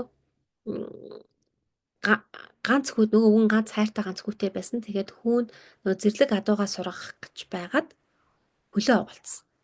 За тэгсэн чи нөгөө нутгийнхан бас ирээл өө ямар ч гайтай зүйл болваа хайртай ганц хүү чинь тахир дутуу болчих үү дээ гэж санаа зовхот нөгөө хүн чинь сайн зүйл болсон уу, муу зүйл болсон уу гэдгийг хэн мэдхэвдэ гэж. Тэгээд гайхаад нөгөөд ч угаасаа энэ ер нь л жоох нэг асуудалтай хүн байна да гэж бодоод байжсэн чинь удахгүй дайн болох тэгээ зарлан ирээд одоо бүх цэрэгт явах насны боломжтой залуучуудыг цэрэг татсан. Тэгээд өвгөний хөвөө нөгөө хөглөө угаалцсан шалтгаанаар цэрэгт явалгүй үлдсэн байгаа. За тэгэхээр зэрэг энэ түүх юу хэлэх гээд байгаа юм бэ гэхээр зэрэг танд амьдрал тохиолдож байгаа сайн зүйлч вэ, муу зүйлч бай. Одоо сайн зүйл, муу зүйл гэсэн утга ерөөсөө байхгүй. Буюу одоо neutral тий. Эрэгч биш, сөрөгч биш. Тэгэхээр зэрэг тэгэхээр зэрэг аль үзэл баримтлал үнэн бэ? Тэ сүүдэр хүн бол муу, мэрэгэн ухаан бол бэлэг ба гэж. За тэгэхээр зэрэг хариулт нь таны итгэж байгаа зүйл л үнэн болдог. Тэгэхээр нөгөө түрүү хэлсэн шүү дээ. Ямар нэгэн асуудал, ямар ч асуудал саад бэрхшээлт зөв, буруу, сайн, муу гэдэг зүйл байхгүй. Та өөрөө тэрийг сайн зүйл гэж бодж ивэл сайн зүйл, үнэн зүйл гэж бодж ивэл үнэн зүйл, муу зүйл гэж бодж ивэл муу зүйл, буруу гэж бодж ивэл буруу зүйл таны зөв байх нь. Тэгэхээр таны итгэж байгаа зүйл л үнэн болох нь. Тэгэхээр таны амьдрал одоо ямар байдалтай байна? Эрэг сайхан байна уу? Сөрөг байна уу гэдэг нь таны итгэж байгаа итгэл үнэмшлээс болж байна шүү. Тэгэхээр та өөрийнхөө энэ итгэл үнэмшлийг сольчих юм бол тань итгэл үнэмшлийг зөвөр одоо ингээд ойлгочих юм бол танд одоо хүсэж хүлээсэн бүх зүйл тань дээр ирэх боломжтой. Эрэг байханд бол За энэ нөгөө нэг нейро тархич өөрөө ийм одоо ерөөсөө ийм энергийн одоо энэ хими юу явагддаг ийм бүтцтэй ийм эргэтэн байгаа шүү дээ. Тэ? Хүний биеийн одоо тарих 2% эзэлдэг мөртлөө 20% энерги эрчим хүчийг зарцуулж идэг. Тэгээд мөн маш их усыг бас ашиглаж идэг. Бас хүчит төрөгчийг маш их ашиглаж идэг. Ийм эргэтэн байгаа. За тэгэхээр зэрэг бүгдээрээ одоо тархи булчин гэж одоо юугаа яриад юу хөгжүүлэх гээд байгаа юм бэ гэдэг талаар илүү тайлбарлая л да. Одоо за бүгд энэ баруун дээд талд байгааг мэрэгэн ухааны тархи гэдээ ойлгоч тий. Мэрэгэн ухааны тархи буюу мэрэгэн хүн. За зүүн доод талд байгаа хэсгийг бүгдээрээ сүүдэр хүн гэдээ ойлгоч. За биднэрт ямар нэгэн асуулт тохиолдлоо гэдэг наад том нөгөө нэг юу. Миний курсор харагдаж байгаа болов. За миний одоо ингээд асуудал Харагдаж байна. За баярлалаа хариулсанд. За асуудал тулгарлаа. Ямар нэгэн асуудал тулгарлаа. За мэдээж асуудал гэдэг чинь сайн зүйл биш шүү дээ тийм ээ. За тэгэнгүүт бид нар энийг шууд яадаг вэ гэхээр зэрэг маш олон одоо энэ бол зөвхөн бидний одоо энэ амьдралдаа олж авсан зүйл биш. Бидний одоо яс цус ген, өвөг ДНК одоо юу гэдэг те хэдэн зуун жил бид нар одоо амьд үлдэж оршин тогтнохын тулд энэ одоо сүүдэр хүн гэж ярьд юм уу те энэ амьд үлдэхийн тархи маань одоо маш их үүргийг гүйцэтгсэн. Тэ энэ ерөөсө буруу гэж болохгүй гүйцэтгсэн. Тийм учраас одоо бид нар ингээд асуудыг дандаа юм сөрөг байдлаар өөрийгөө хамгаалах байдлаар асуудыг шийдвэрлээд хандаад сурчсан. Асуудал ингээд ерөөсөө л автоматар ийшээ ингээд нөгөө асуудал ийшээ ороод бид нар дандаа сөрөг сэтгэл хөдлөлөөр энэ асуудалд хандаад шийдвэрлээд сурцсан байх нь. Одоо бид нар яах гээд байгаа юм гэвэл энэ асуудлыг хүй байж байгаараа асуудал тулгарлаа. Байж байгаарай. Эрэг оюун ухаанаараа тайван байгаа, тайвширч агаад энэ эрэг мэрэгэн ухаанаар энэ асуудалд хандъя, шийдвэрлэе гэдэг энэ шийдвэрийг гаргах юм. За тэгээд бид нар энэ үйлдэлийг маш олон удаа хийгээд эхлэнгүүт дараа нь автомат нөгөө бидний тархич ерөөсөл 21 хоногийн дотор өрнө бидэрт бол дадал суудаг гэж автоматчаад эхэлнэ. Тэгэхээр зэрэг бид нар одоо нөгөө эрэг тархиараа ингээд удирдаад ингээд асуудал гарангууд л нөгөө эрэг тархиараа удирдаад асуудал гарвал эрэг тархиараа удирдангууд энэ бидний энэ мэдрэлийн холбоос эдэнд одоо ингээд шинээр юм холболт үүснэ маш одоо хүчтэй гүнзгий гүн холболт үүсгэхээр бид нар автоматар юмд эргээр ханддаг автоматар юмыг сайнаар хардаг болчихно. Энэ нь бидрийг одоо ямар ч асуудал тулгарсан асуудлыг бэлэг болон боломж болгож хувиргаж чаддаг. Ийм чадвартай хүн болох гэдэг. Энэ мань болохоор зэрэг яадаг вэ гэхээр зөвхөн ойлголт ухаарл бидэрт хангалттай биш байна. Тархинд ийм өөрчлөлт орж иж бид нар энийг үгэлдэл болгох гэдэг. За тэгэхээр зэрэг бид нар одоо энэ тархиныхаа булчин хөгжүүлнэ гэдэг нь одоо энэ шинэ мэдрэлийн хэсгийг бий болгох гэдэг нэ. За тэгэхээр ерөөсөө энэ 10 секунд шаардлагатай л гэж юм л да. Бид нар 5 мэдрэхүүгээр энийг дамжуулаад хийх боломжтой. За бүгдээрээ нэг тасгал хийчихье. За бүгдээрээ ингэж сайхан хөлөө улаар нь газар тавиад нуруу цээж мөрөө ихц тэгшгэн суугаад сайхан 3 гүнзгий амьсгаа авъя. За бүтэн дүүрэн амьсгаа аваарай. За амьсгаа авах үед та гидсэн дээрээ гараа тавьж болно. Амьсгаа авах үед таны гидс шаар хийгээр дүүрч байгаа юм шиг дүүрч урагшлах хэрэгтэй байгаа тийм ээ. Амьсгаа за гидсэн амьсгалаараа дүүргээрэй. За амьсгалаараа дүүргээд таны гидс рүү хамгийн түрүүнд тэгээд ахар сүүл хүртэл та гүнзгий амьсгалж ингэж мэдрээрэй. За амьсгалаа ахар сүүл гидс чэжээр түүрээд хоолой тэгээд толгоо руу ороод магнаа хүртэл тарих хүртэл бүгднгийн амьсгалаар дүүргээд гүнзгий амьсгалж ингэж төсөөлөөрэй.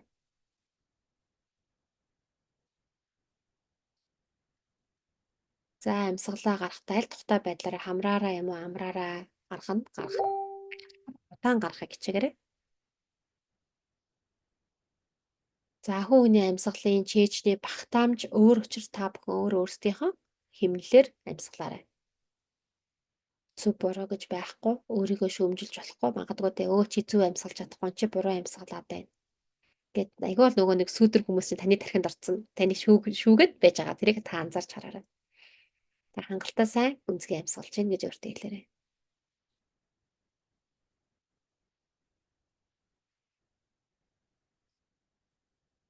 За одоо бүгдээрээ бүх анхаарлаа хөлнийхөө олон тавьчрыг. За таны хөл газарт одоо хүрсэн тэр хүрлцсэн, шүргэлцсэн тэр мэдрэмжийг мэдрэх гэж хичээгээрэй. Анхаарлаа түнд хандуулаарай. За та газар мэдээж дарж байгаа энэ дарж байгаа хүндийн жинг мэдрэх гэж хичээгээрэй. За та өшөө илүү сайн мэдрэхийн тулд хөлнийхөө хуруунуудыг сарвалзуулаад та илүү их хөлнийхөө хуруунуудыг дарж байгаа цэгүүд бас мэдэрч болно. За хөлнийхөө хуруунуудыг сарвалзуулаарай. Бүх хөлний хуруунуудыг мэдрэх гэж хичээгээрэй.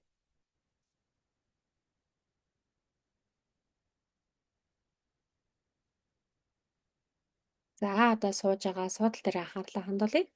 Эний сууж байгаа суудал та тодорхой хэмжээний жингээр дарж байгаа, үргэлжлэж байгаа хэтэр хэсгүүдийг мэдрэх гэж хамаг анхаарлаа хандуулаарай.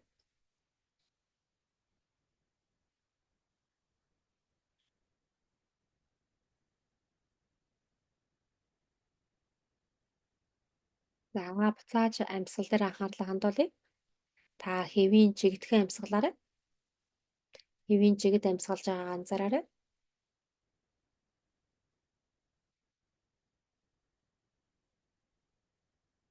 За амьсгалж явах үед таны чээж, хэвлийн, мөр ялимгүй хөдөлж байдаг.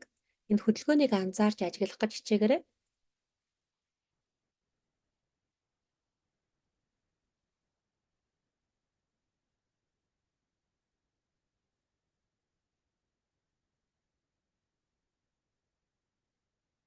За одоо бүгдээрээ эрхий болон долоовор хурууга хооронд нь имрээд хурууныхаа хээг мэдрээрэй. Хоёр гарынхаа эрхий болон долоовор хурууг хооронд нь имрээд хурууныхаа хээг мэдрээрэй. Хүн болгоны хурууны хээ дахин давтагдчихгүй байдаг. Та тэр хурууныхаа хээг мэдрээрэй.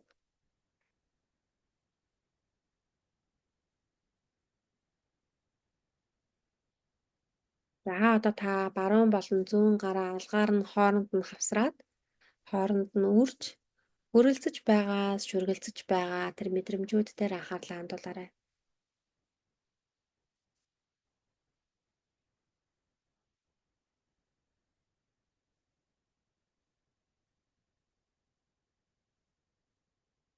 За одоо бүгдээрээ амьсгал дээрээ буцааж анхаарлаа төвлөрүүлье. Хэвийн жигдхэн амьсгалж байгаа амьсгал дээр анхаарлаа төвлөрүүлээрэй.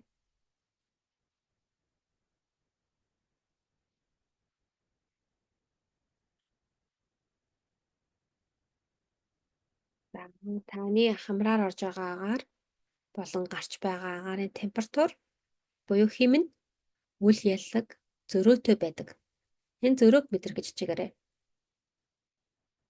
Өөрөөр хэлбэл хүйтэн агаар орж дулаан бүлээн агаар таны хамраас гардаг байна. Та хэрвээ энэ температурыг сайн мэдэрч чадахгүй бол хоёр гараа хамар руугаа ойртуулад бүлээн дулаан амьсгалаа мэдрэх гэж хичээгээрэй.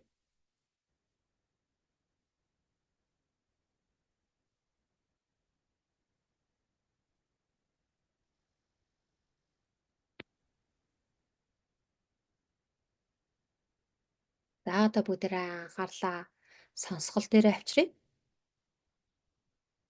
За таны эргэн тойронд байгаа хамгийн хол сонсогдож байгаа дуу чимээн дээр анхаарлаа хандуулаарай.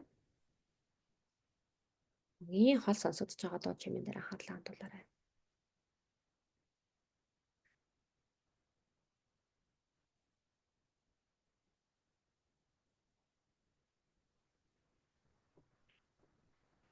За одоо бүгдээрээ хамгийн ойр сонсогдож байгаа дуу чимээн дээр анхаарлаа хандуулаарай. Хамгийн ойр сонсогдож байгаа дуу чимээн дээр анхаарлаа.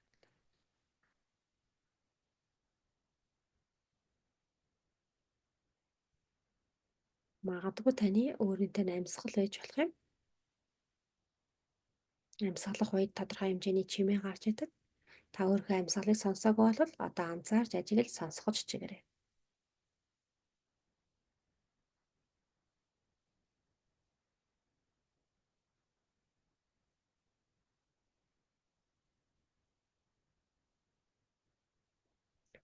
За бэлэн боломгцоо зөөлнөөр нүдэ нээгээрэй. За таны эргэн тойронд байгаа ямарваа нэгэн зүйл дээр та анхаарлаа хандуулаарай. За ямарваа нэгэн зүйл дээр үргэлж таны нүдэнд харагдаж идэг юм.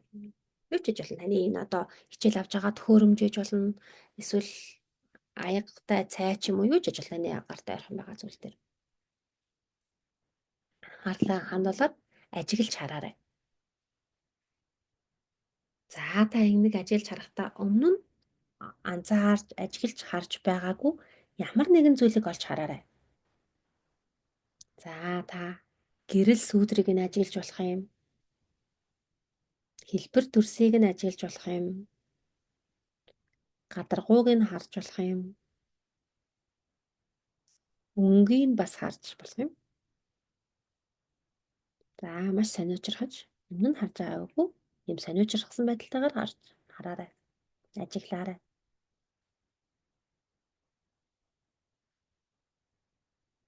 За одоо тахан ажиллаж исэн зүйлээ анхаарлаа алдуулгүйгээр гэтээ нөгөө нэг камерны фокус алдчихж байгаа юм шиг одоо ингэ цаана байгаагаар хараарай. Тухайн зүйлээ камерны фокус алдж байгаа юм шиг цаана байгаа зүйл битээр хараарай. За бид нар сая 5 мэдрхүүгээр мэдрэх дасгал хийлээ. За тэгэхээр одоо та бүхэн биеэ анзаараад үзээрэй, ажиглаад үзээрэй. Та бүхэн сая дасгал хийлээ. Энэ дасгал маань өөрөө өөрийгөө удирдах дасгал байгаа. Та одоо таны сая яасан бэ гэхээр зэрэг таны одоо сөрөг сэтгэл хөдлөл, таны одоо энэ мэдрэлийн системээ та бага зэрэг тайвшруулад одоо мэрэгэн ухаанаа бага зэрэг юу яасан идэвхжүүлсэн байна. За тэгэхээр зэрэг ерөөсөө одоо бүгдээрээ гинхэн гол сурах юм юу вэ гэхээр зэрэг эхлээд бид нар өөрийгөө анзаарах нь байна, ажиглах нь байна. За та сөрөг сэтгэл хөдлөлтэй байгаа юм байна. Тэрийг эхлээд бид нар сөрөг сэтгэл хөдлөлтэй байгаагаа уурлаад байгаагаа ч бид нар анзаарч мэддэггүй байхгүй яг үнэндээ. Стресстэй, депрессэнд орсон байгаагаа ч мэддэггүй. За тэгэхээр зэрэг эхлээд бид нар одоо сэтгэл хөдлөлөө анзаарч ажиглаж мэдрээд би сөрөг сэтгэл хөдлөлтэй штэ. Би ууртай байна, би бухимдалтай байна. Тэ? Би сүүдэр хүний хэв маягтай байгаа юм байна. Хэв төлөвт байгаа юм байна. За тэгвэл яг уу саяны PQ буюу бид нар 5 мэдрхүүгээ ашиглаж дасгалууд хийдэг.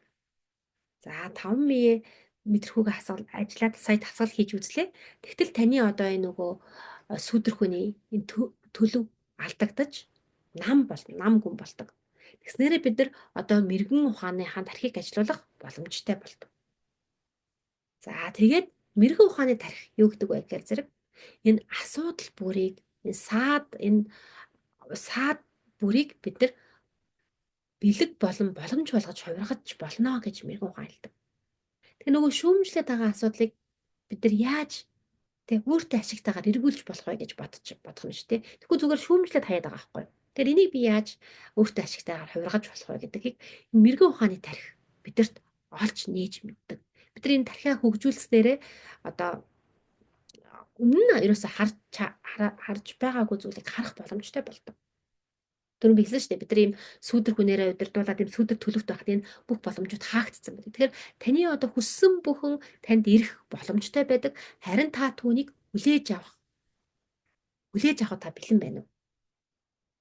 Таны хүссэн тэр амжилт, бүтээл, аз жаргал, амар тайван байдал танд бүгд ирэх боломжтой. За тэгэхээр зэрэг энэ мэрэгэн ухааны хүчийг бид нар ашиглана. Өрөвчин энжин сэтгэл, сониуч зан, бүтээлч байдал, тайван тунгаан бодох үйлдэл, эргцүүлэх. За энийг бид нар ашигласнаар бэлгийг бий болгодог. За тэгэхээр хүнд хэцүү үед сүүдэр хүний хэв маягаас мэрэгэн ухааны хэв маяг руу шилжих боломжтой юу?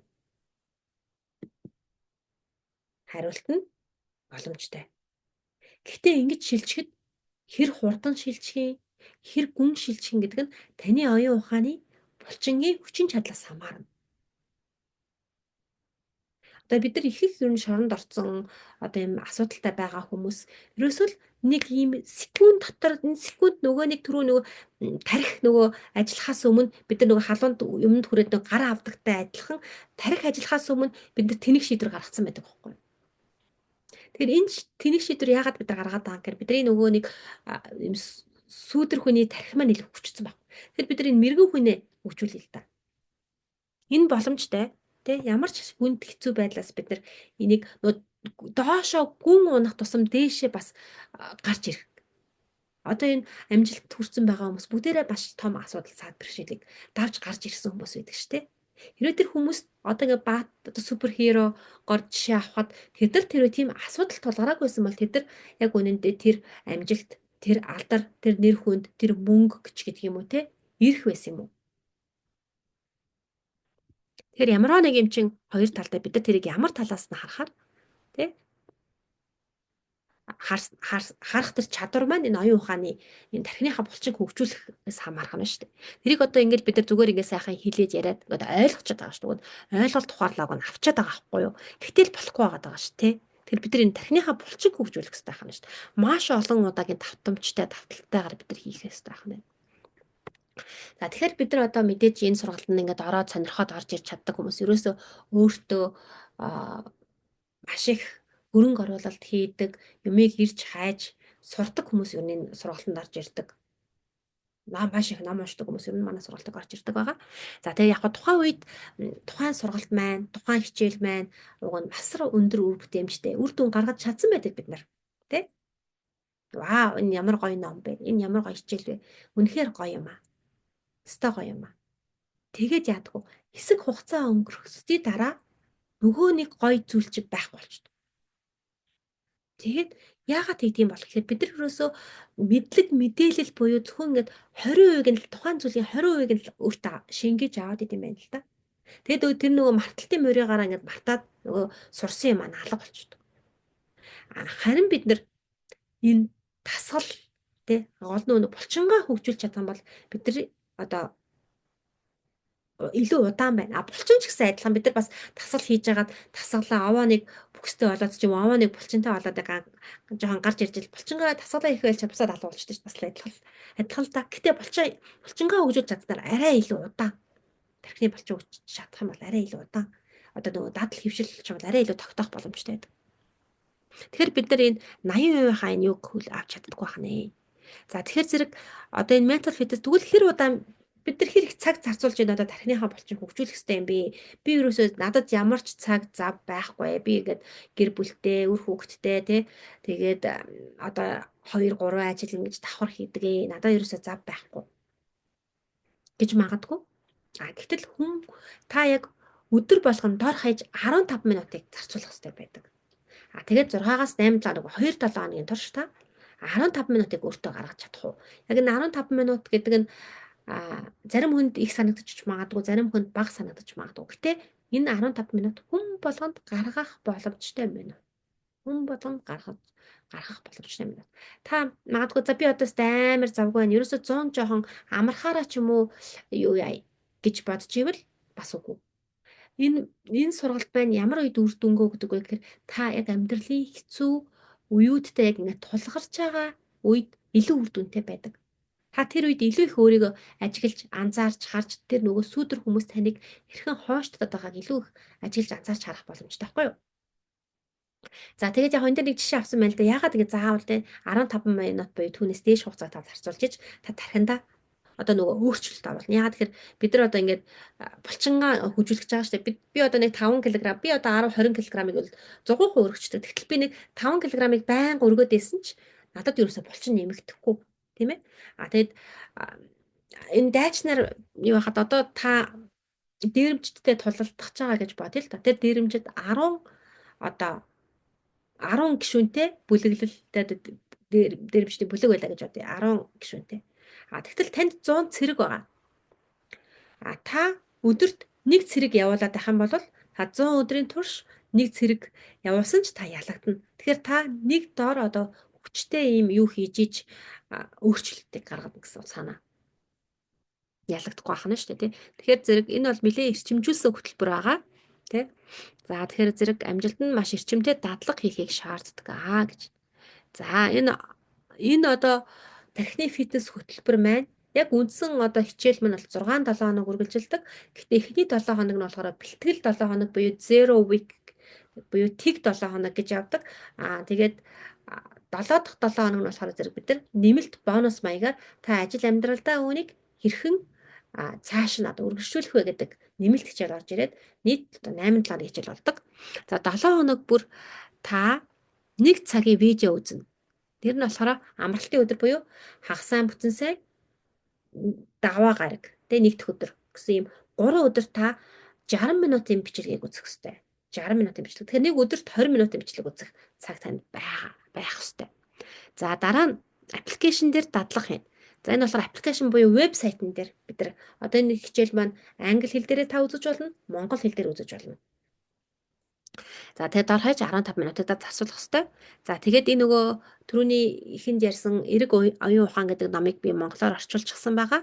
Энийг уншин та бүхэнд PDF файлаар өгнө. Мөн англи хэл дээр үзэж байгаа бол та аудио ном хэлбэрээр сонсож болно. За апп-аар дамжуулан за тэгээд та энэ хичээл маань бүтэн 1 жилийн турш танд одоо хичээлээ та үзчихэд дараа дахин одоо бүтэн жилийн турш та үзэх боломжтой. Дахин үзэх боломжтой, тэ өргөжлүүлэн үзэх боломжтой гэсэн. За тэгээд бид нэр бүлгийн уулзалт буюу одоо хэлэлцүүлэг гэж хэлж болно. Даваа юм уу мегмар гараг нэг дэх юм уу хоёр дахь өдрийн өглөө юм уу орой аль нэгэн цагт бүгдээрээ хамтдаа уулзаад энэ хичээл дээрх одоо ойлголт ухаарлаа өөрийн тань амьдрал дээр хэрхэн тусаж байгаа гэдгийг ярилцсан. Эндээс бас маш их зүйлийг ойлгож авч байгаа. Тэгэхээр бүгдээрээ хоорондоо уулзаж ярилцах нь байна. За тэгээд би мөн нэг хүнд 2 цагийн ганцаарчилсан уулзалтыг өгнө. За тэгээд ерөнхий одоо хүмүүсийн маань гаргасан үр дүн юу байдаг вэ гэхээр зэрэг сэтгцэн эрүүл мэндийн маш том хөрөнгө оруулалт байлаа. Одоо завгүй амьдралаас 2 минут холдоод эргээд ажилдаа ороход улам зоригтой байдаг гэсэн. За энэ 2 минут гэж юу гэдэг вэ? Тэгэхээр өглөө энэ бид нар тархиныхаа булчин хөгжүүлэх гэдэг байгаа шүү дээ. Тэгэхээр зэрэг өглөө 2 минут хичээлтэй. Өглөө за 2-оос 3 минут шүү. За 2-оос 3 минут. 2-оос 3 минутын хичээлтэй. За тэгэхээр зэрэг өглөө 7 цагаас та өнөөдөр юун дээр анхаарлаа хандуулах вэ гэдэг мэдээлэл өгнө. За тэгээ 9 цагаас эхний одоо коучийн сорил буюу коуч чаленж эхэлдэг. Тэгээ 2 минутыг та сонсоод өөрийгөө ажиглаж анзаарч нөгөө бодол нөгөө нэг сүдэр хүмүүсээ танихад тань тусах болно шүү дээ. За тэгээ 9 цагаас 2 минутыг хичээлэг сонсох хэрэгтэй. За тэгээд 12 цагаас 3 цагаас 2 минут хичээлэг сонсно. Орой 6 цагаас та тухайн өдрийн нэрвцүүлж одоо тэмдэглэл хөтлөх хэрэгтэй. За тэгэхээр зэрэг ерөөсөө 2 минут 2-оос 3 минутыг та өөртөө гаргах хэрэгтэй. Тэгэхээр зэрэг энэ 2 минут 3 цагийн хооронд гаргах хэрэгтэй. Өглөө одоо босоод 9 цаг хүртэл 9-өөс эхний одоо сорил маань 9 цагаас орж ирнэ. Та тэр 9 цагаас орж ирсэн 2 минутын хичээлийг 12 цагаас өмнө л үзэх хэрэгтэй.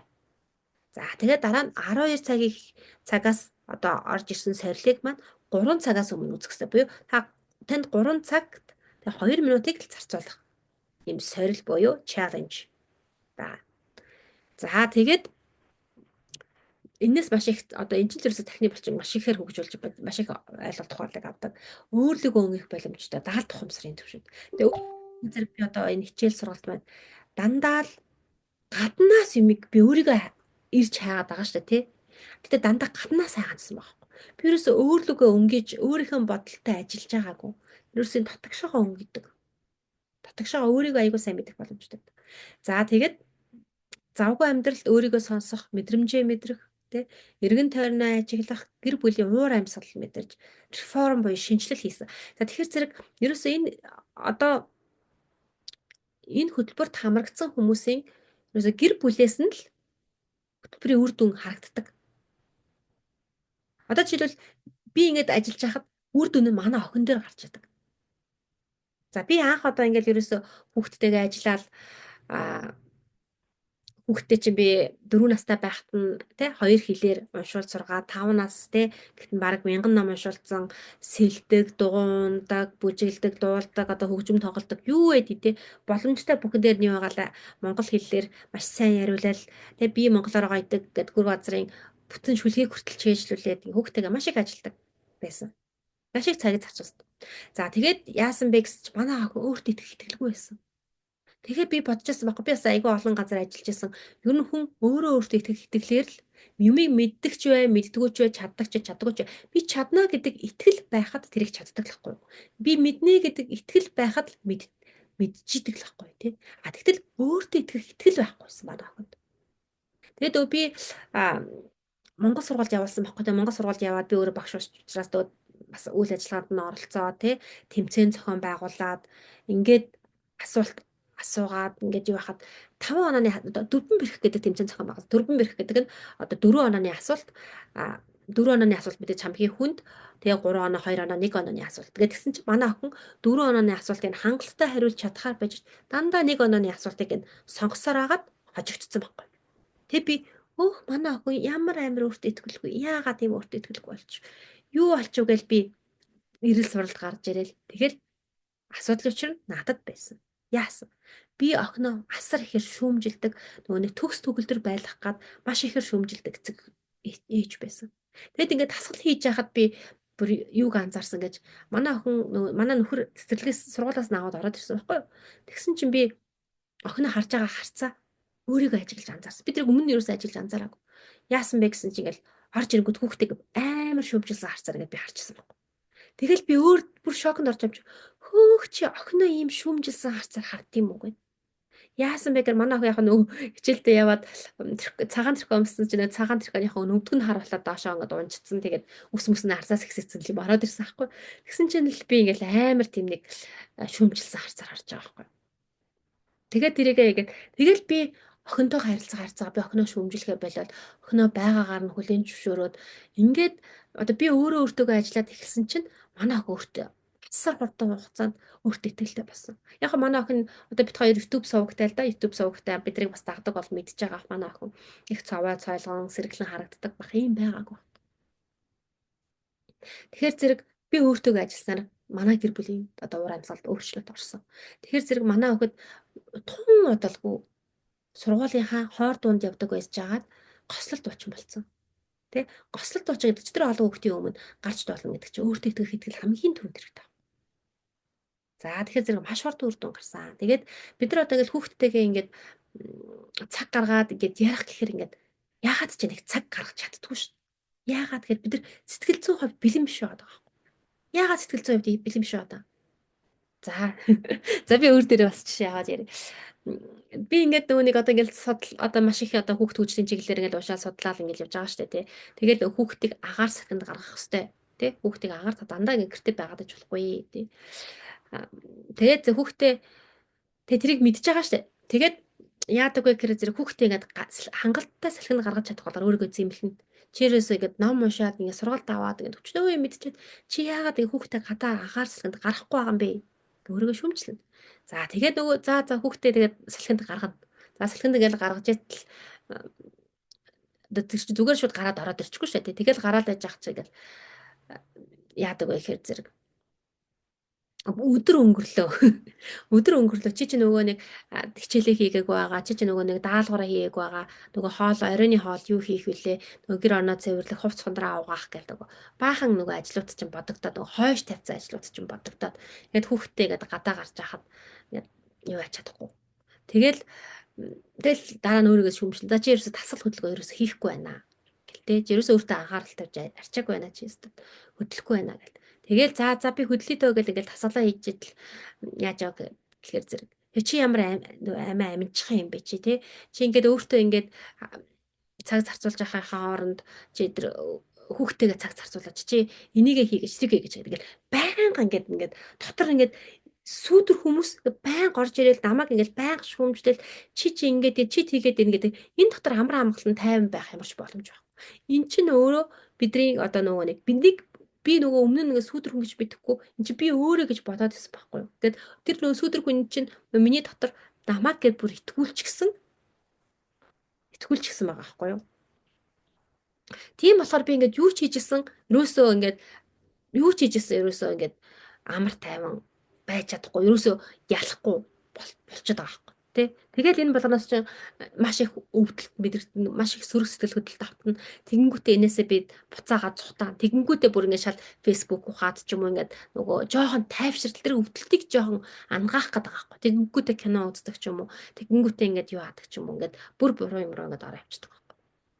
За тэгэхээр зэрэг сэтгэл зүйн эрүүл мэндийн харсан гэр бүлийн гишүүдээс. За ийм байна. Тэгээд яг одоо энэ бидний одоо нөгөө юу яадаг. Эхлээд энэ одоо энэ даваа баяр гэдэг хүний эхлээд одоо тест бүгд сорил бүгэлэхэд ийм хариу гарсан ба сургалтын дараа тий энэ хүний ингээд өөрчлөгдсөн тэгээ бодит бүр ингээд юун дээр ингээд илэрч гарч идэг. Дахиад нөгөө тестээ бүгэлэхэр буурсан байж идэг. Бодит үр дүнтэй байдаг. Энэ одоо 2-7 хоногийн хөтөлбөрийг хэрэгжүүлсний дараа нөгөө CT scan буюу тархины нөгөө нэг зураг авдаг юугаар бас ингээд тархийг харахад тэр одоо нөгөө баруун дээд хэсэг нөгөө нэг бэргэн ухааны тархи хөгждөг гэдсэн шүү дээ тий. Тэр маань бас нөгөө тархины бор хэд гэж байдаг. Тэр нь бас илүү хөгжсөн байгааг илүү шигүү болцсон тий илүү их нөгөө нэг холбоосууд үүссэн байгаа нь харагдаж бас батлагдсан байгаа. За тэгээд энд маш олон манай төгсөгчд маань маш өндөр үр дүнтэй байна. Тэгээд бас нэгэн ээж маань яг өсвөр насны хүүхэдтэй тэгээд ганц бие ээж байсан. Тэгээд хүүхэд нөгөө өсвөр нас одоо тэгээ нөгөө дараа нь тэн хурд гараад тэгээд хүүхэд нэг өсвөр насндаа ороо тэгээд ингээд хүүхдтэйгээ ойлголцохгүй гадаадад байдаг ээж те маш том асуудалд ороод тэгээд хүүхэд маань бүр амиа хэд удаа бүр амиа оролдлого хүртэл хийж исэн. Тэгээд манай сургалтанд сураад тэгээ хоёулаа хүүхдтэйгээ хамт сураад хоёулаа хичээлийг аваад тэгээд хоёулаа ойлголцоод тэ одоо маш сайхан харилцаатай болсон. Тэгээд түрүүний ингээ маш урт тэ сэтгэлдлийг бичиж үлдээсэн байгаа. За тэгээд бас та бүхэндээ бас нэг жоохон сэтгэлээс бас үлдээсэн байгаа. За ерөнхийдөө нийт програм маань энэ байна. За эхний нөгөө 0 week буюу тэг 7 хоног бид нар бэлтгэн нөгөө бүгдээрээ энэ сорилоо өгсөн байх хэвээр нөгөө вебсайт руугаа орсон байх хэвээр техникийн ачаалыг хагас бүтэнсээ өдөр үздэг. Үзнэ. За тэгээд би яагаад энэ бас өдөр хоногийг сонгосон маань их учиртай. Одоо шинэ сар эхэлж байгаа. Шинэ сар эхэлж байхад бид нар бас яг энэ шинэ оны шинэ сар эхэлж байгаа учраас бид мөн бас нөгөө од хэрэгсийн тохиолдол бас маш одоо бүгд нэг игнэнд юу яаж байгаа. Тэгэхээр бид нар бас нөгөө тэр сансар окторгоо бүх юм чинь бас энерги бүх юм чинь энерги байгаа шүү дээ. Энерги юм ус үйлчлэлтэй холбоотойгоор би бас энэ хичээлээ одоо энэ цаг мөчөд эхлүүлж байгаа юм шүү. За тэгээд эхний 7 хоногт бид нар ерөөсөө өөрийнхөө нөгөө өөрийгөө удирдах булчин дээр ажиллана. Дараа нь бид нар нөгөө шүүмжлэгч одоо сөрөг одоо энэ тархиа олж нээж илрүүлэх энэ 7 хоног дараа нь болохоор зэрэг бид нар 9 тэгээд бидрийг хойш татдаг энэ сүүдэр хүмүүсээ олж нээж илрүүлж тэртэйгээ ажиллана. Тэгээд дараагийн 4 дахь 5 дахь тэ 6 3 7 хоног бид нар мэрэгэн хүнийхээ тархийг хөгжүүлэх юун дээр ажиллана. Тэгээд 7 дахь 7 хоногт бид нар хэрхэн энэ дасгалаа тэ алдалгүйгээр үргэлжлүүлэх тухай хичээл орно. За тэгэхээр зэрэг та бүхний хамгийн их хүлээж байгаа зүйл юу вэ гэхээр зэрэг төлбөр байгаа. За тэгэхээр та бүхэн одоо англи хэлтэй бол энэ Positive Intelligence Tech.com гэдэг энэ хаяг руу орох юм бол энэ сургалт маань өөрөө $1000 үнэтэй сургалт байгаа. Би энэ өөрөө бас энэ $1000 авч сурч исэн. Бас энэ ер нь бол энэс доош үнээр явуулдаг сургалт байгаа.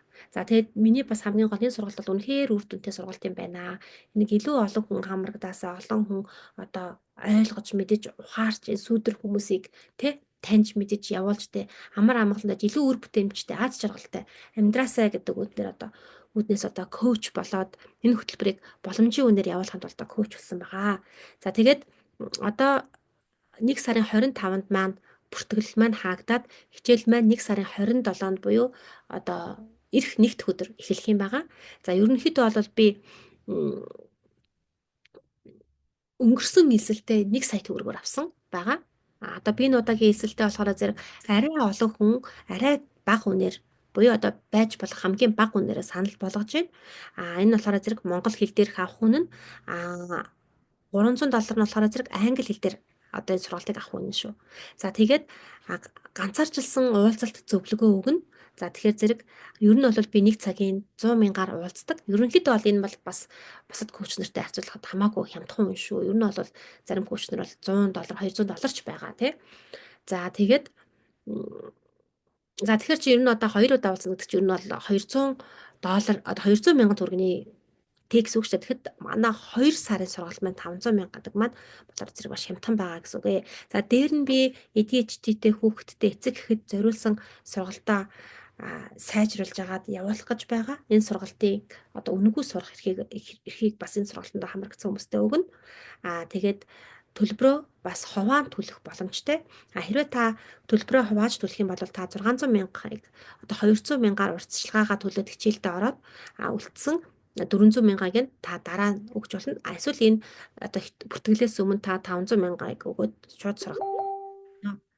За тэгээд хичээл маань тань таалагдахгүй байж болно. Тэгэх юм бол та 100% төлбөрөө буцаагаад ав. Тэ? 100% төлбөрөө буцаагаад аваа. Тэгээд 2-7 хоног та хичээлээд үз. Тэгээд үнэхээр үр дүнгүй тань таалагдахгүй байж болно шүү дээ. Тэгэх юм бол нэг юусэн хохирохгүй би бас нөгөө хүний хармалсан одоо юу яасан тэр мөнгийг авах дурггүй байдаг. Тийм учраас энэ сургалт маань буцааж одоо мөнгө авч байгаа нэг ч хүн гараагүй. Энэ сургалт маань үнэхээр үр дүнтэй. Тэгэхээр танд ямар ч алдах зүйл байхгүй гэж хэлэх гээд байна. За тэгээд надтай холбогдох юм бол Ундраа NG гэдэг Facebook хаягаар болон нөгөө миний пэйжээр ч гэсэн холбогдож болно. За ийм. За өнөөдрийн хичээл маань ерөөхдөө ингээд дуустаа та бүхэнд асуух асуулт байна уу?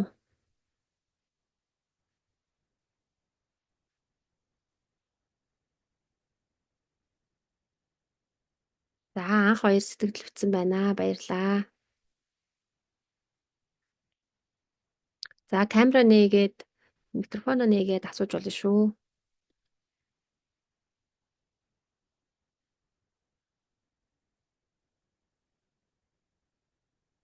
За цэрэн тулам тий үнэхээр тал засагч. Энэ тал засагч хүн бидэд бол маш их байдаг.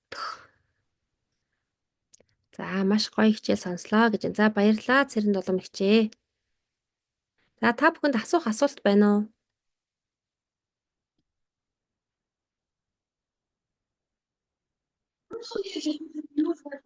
Анхных болохоор нэх айхтар одоо ингээд яг хүлээж авч байгаа болохоор асуух асуултаа ингээд яг гүйцэд ойлгоогүй байна. Үргэлжлүүл цааш нь төлбөртэй бол орох нь бол зайлшгүй хэрэгтэй юм байна. Биднийг бол нас хамаагүй одоо чи хөгшин болсон гэж өөрийгөө гололгүй энэ группэд ороод сурж байгаа хүн болгон маш их сурах юм байна. Тэгээд сурах эрдэмд орой өгье гэж үнэн юм да. Үнэхээр л бид бас цаг үетэйгээ хөл нийлүүлэн алхаж явах нь одоо зүйтэй юм болов уу гэж боддог ихчийнх нь хувьд. Тэгээд бид нар ч бас маш олон хүнтэй харьцаж байгаа учраас эндээс ингээд хүмүүсийнхээ ялгааг ингээд хэлсэн дүгнэлтүүдээс харж байхад яг ингээд ангилагддсан байна гэдгийг бас харлаа.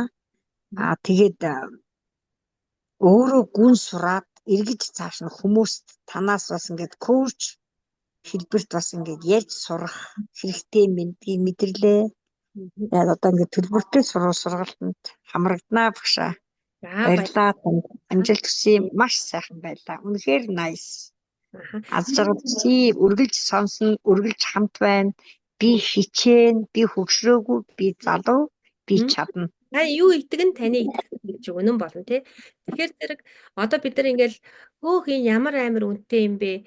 Надаа ийм мөнгө байхгүй штэ. Би ядуу штэ. Одоо юу гэдгийг ингээл одоо нөгөө нэг сүдэр хүмүүс та гэл одоо нөгөө нэг лагийг тархиж байна. Өмнө нэг сэтгэл зүрх байна ингээ суугаад сурчмаар нэрэл ингэчмээр ч юм шиг санагдангууд нөгөө тархич нь одоо чиний үр төлбөр чи юу болов хүн одоо бид нар ер нь зээлгүй үргүй байгаа юм чи бас ер нь ховор штэ тий. Тэгэл эн чи ингээ боломжгүй гэл ингээл нөгөө өөрийгөө зөвтгөх гээд нөгөө сүдэр хүмүүс чинь бас тийм амархан нөгөө таныг тавьж явуулаад нөгөө мэрэгэн хүндээ нөгөө өөрийнхөө хүч чадлыг өгнө гэж бас байхгүй штэ тий. Тэгэхээр зэрэг энэ одоо хоёрын одоо тэмцэл тулаан байх болно. Нэг айгуусаа анзаарна. Тэгээд ялангуяа би юм настай хүмүүсийг орж ирж сураасаа гэж би маш их хүсэж байгаа. Яагаад гэхээр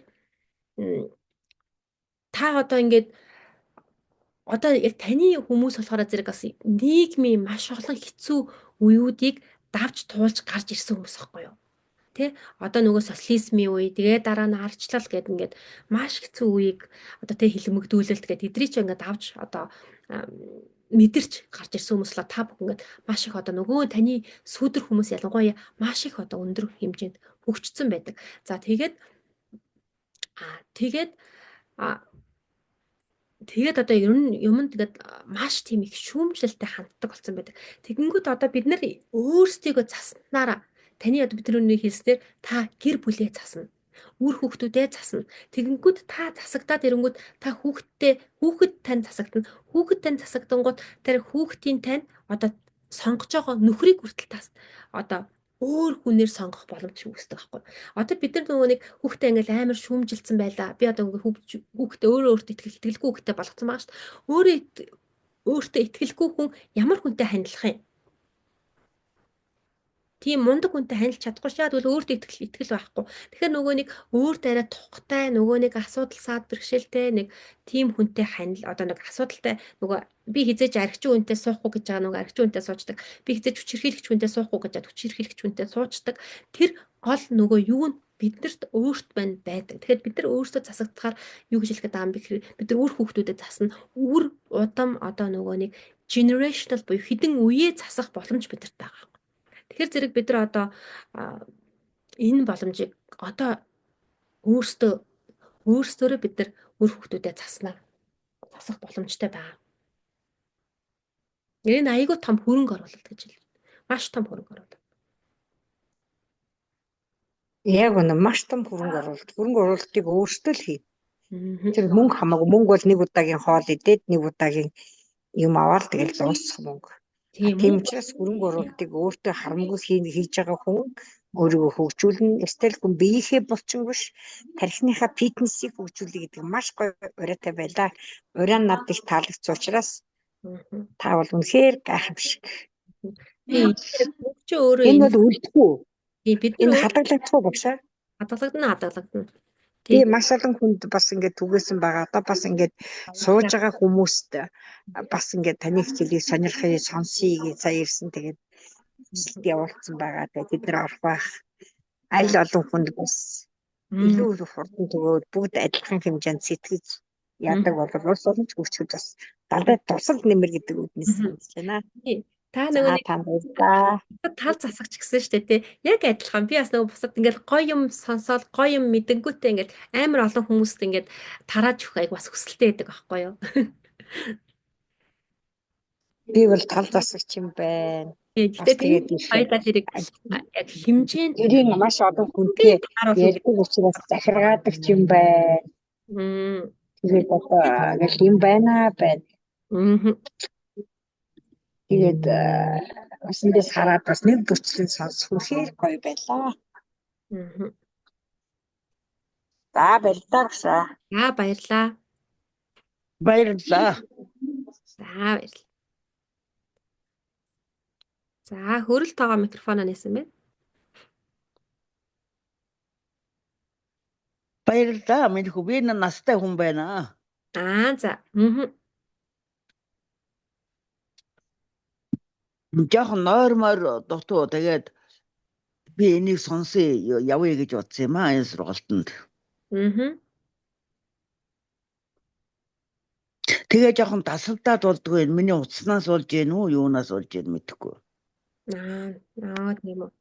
Их сайхан хичээл байна. Баярлалаа. Одоо сайн сонсогдсонгүй зарим нь тасалдаад болдгоо. За ойлголоо. Би тань руу бичлэгийг явуулчих. Та над руу бичлэг өгөөрэй гэд явуулт хэлжээрэй. Би танд бичлэг явуулчих.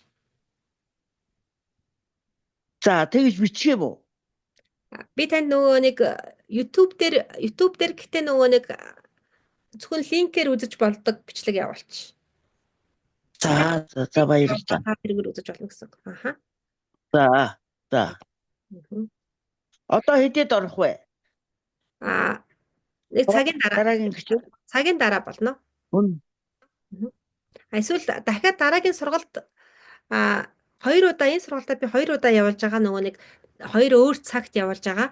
Тийм болохоор бас та бүхэн найз нөхдөдөө хэлээ дахиад өөр цагт бас орж ирж болно шүү.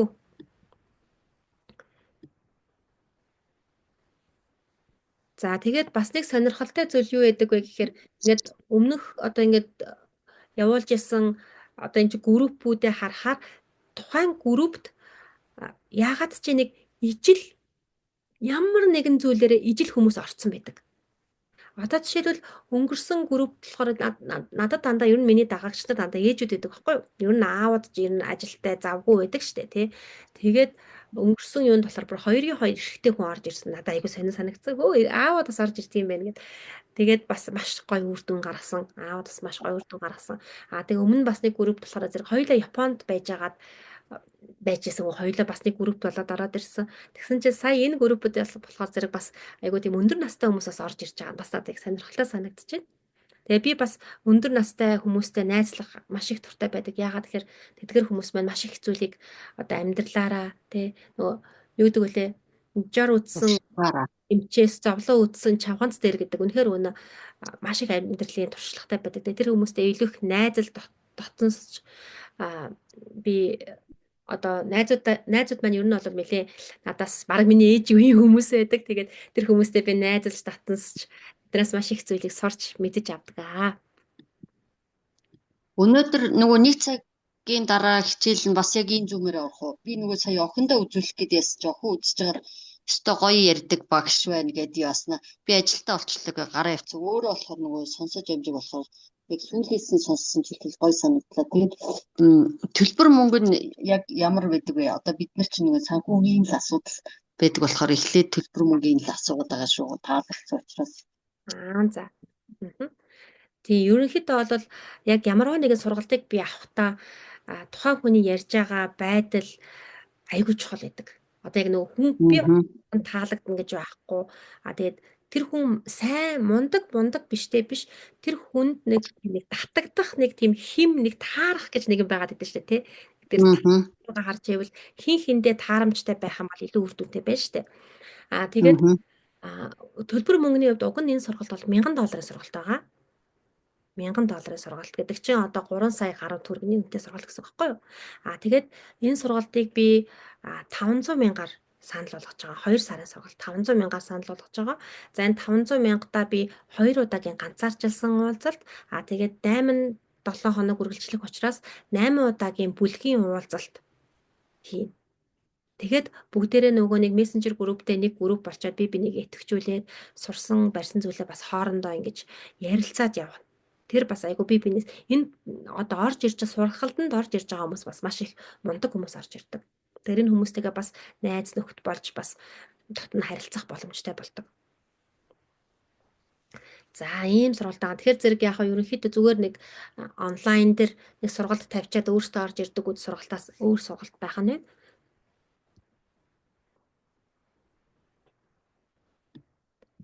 За тэгээд бас нэг санал тавьж байгаа төлбөр мөнгө дээр санал тавьж байгаа зүйл нь юу вэ гэхээр зэрэг та 200,000 төгрөгөө төлөөд юу бүртгүүлчихээ хичээлдээ суугаад тэгээд 200,000-аар бүртгүүлэх юм бол нийт 600,000 төгрөг болно. Та 200-200-аар нь 3 удаа шилжүүлээд төлбөрөө төлөх боломжтой.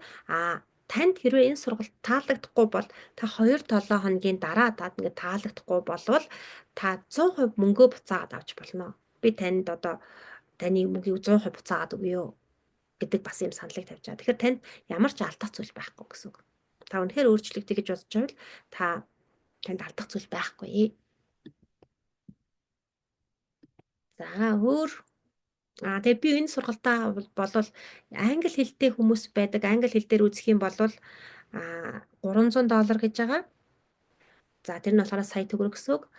Тэгээд та энэ хичээлийг бүр хүүхдтэйгээ үзүүлэх. Одоо нөхөртөөгөө үз. Одоо та ингээд нэг эрх авчлаа шүү дээ, тий. Тэгэнгүүт та өөрөө охинтойгоо одоо хүүхдүүдтэйгээ хамтдаа үзэх боломжийг бас олгож байна. Тэгэхээр зэрэг бас хамт орж ирээд хамтдаа бас явж болно гэсэн. Хамтдаа суралцаж болно гэсэн. За тэгээд өшөө асуулт байвал та бүхэн маань над руу бичээрэй. За тэгээд дараа энэ сургуультай дахиад одоо ийм лайв хэлбэрээр үзэх юм бол бас илүү нөгөө энэ хим энерги гэж байдаг. Тэгэхээр тэрэнд нь илүү анхаарал төвлөрөл бас маш их сайн байдаг зүгээр бичлэг үзтээс.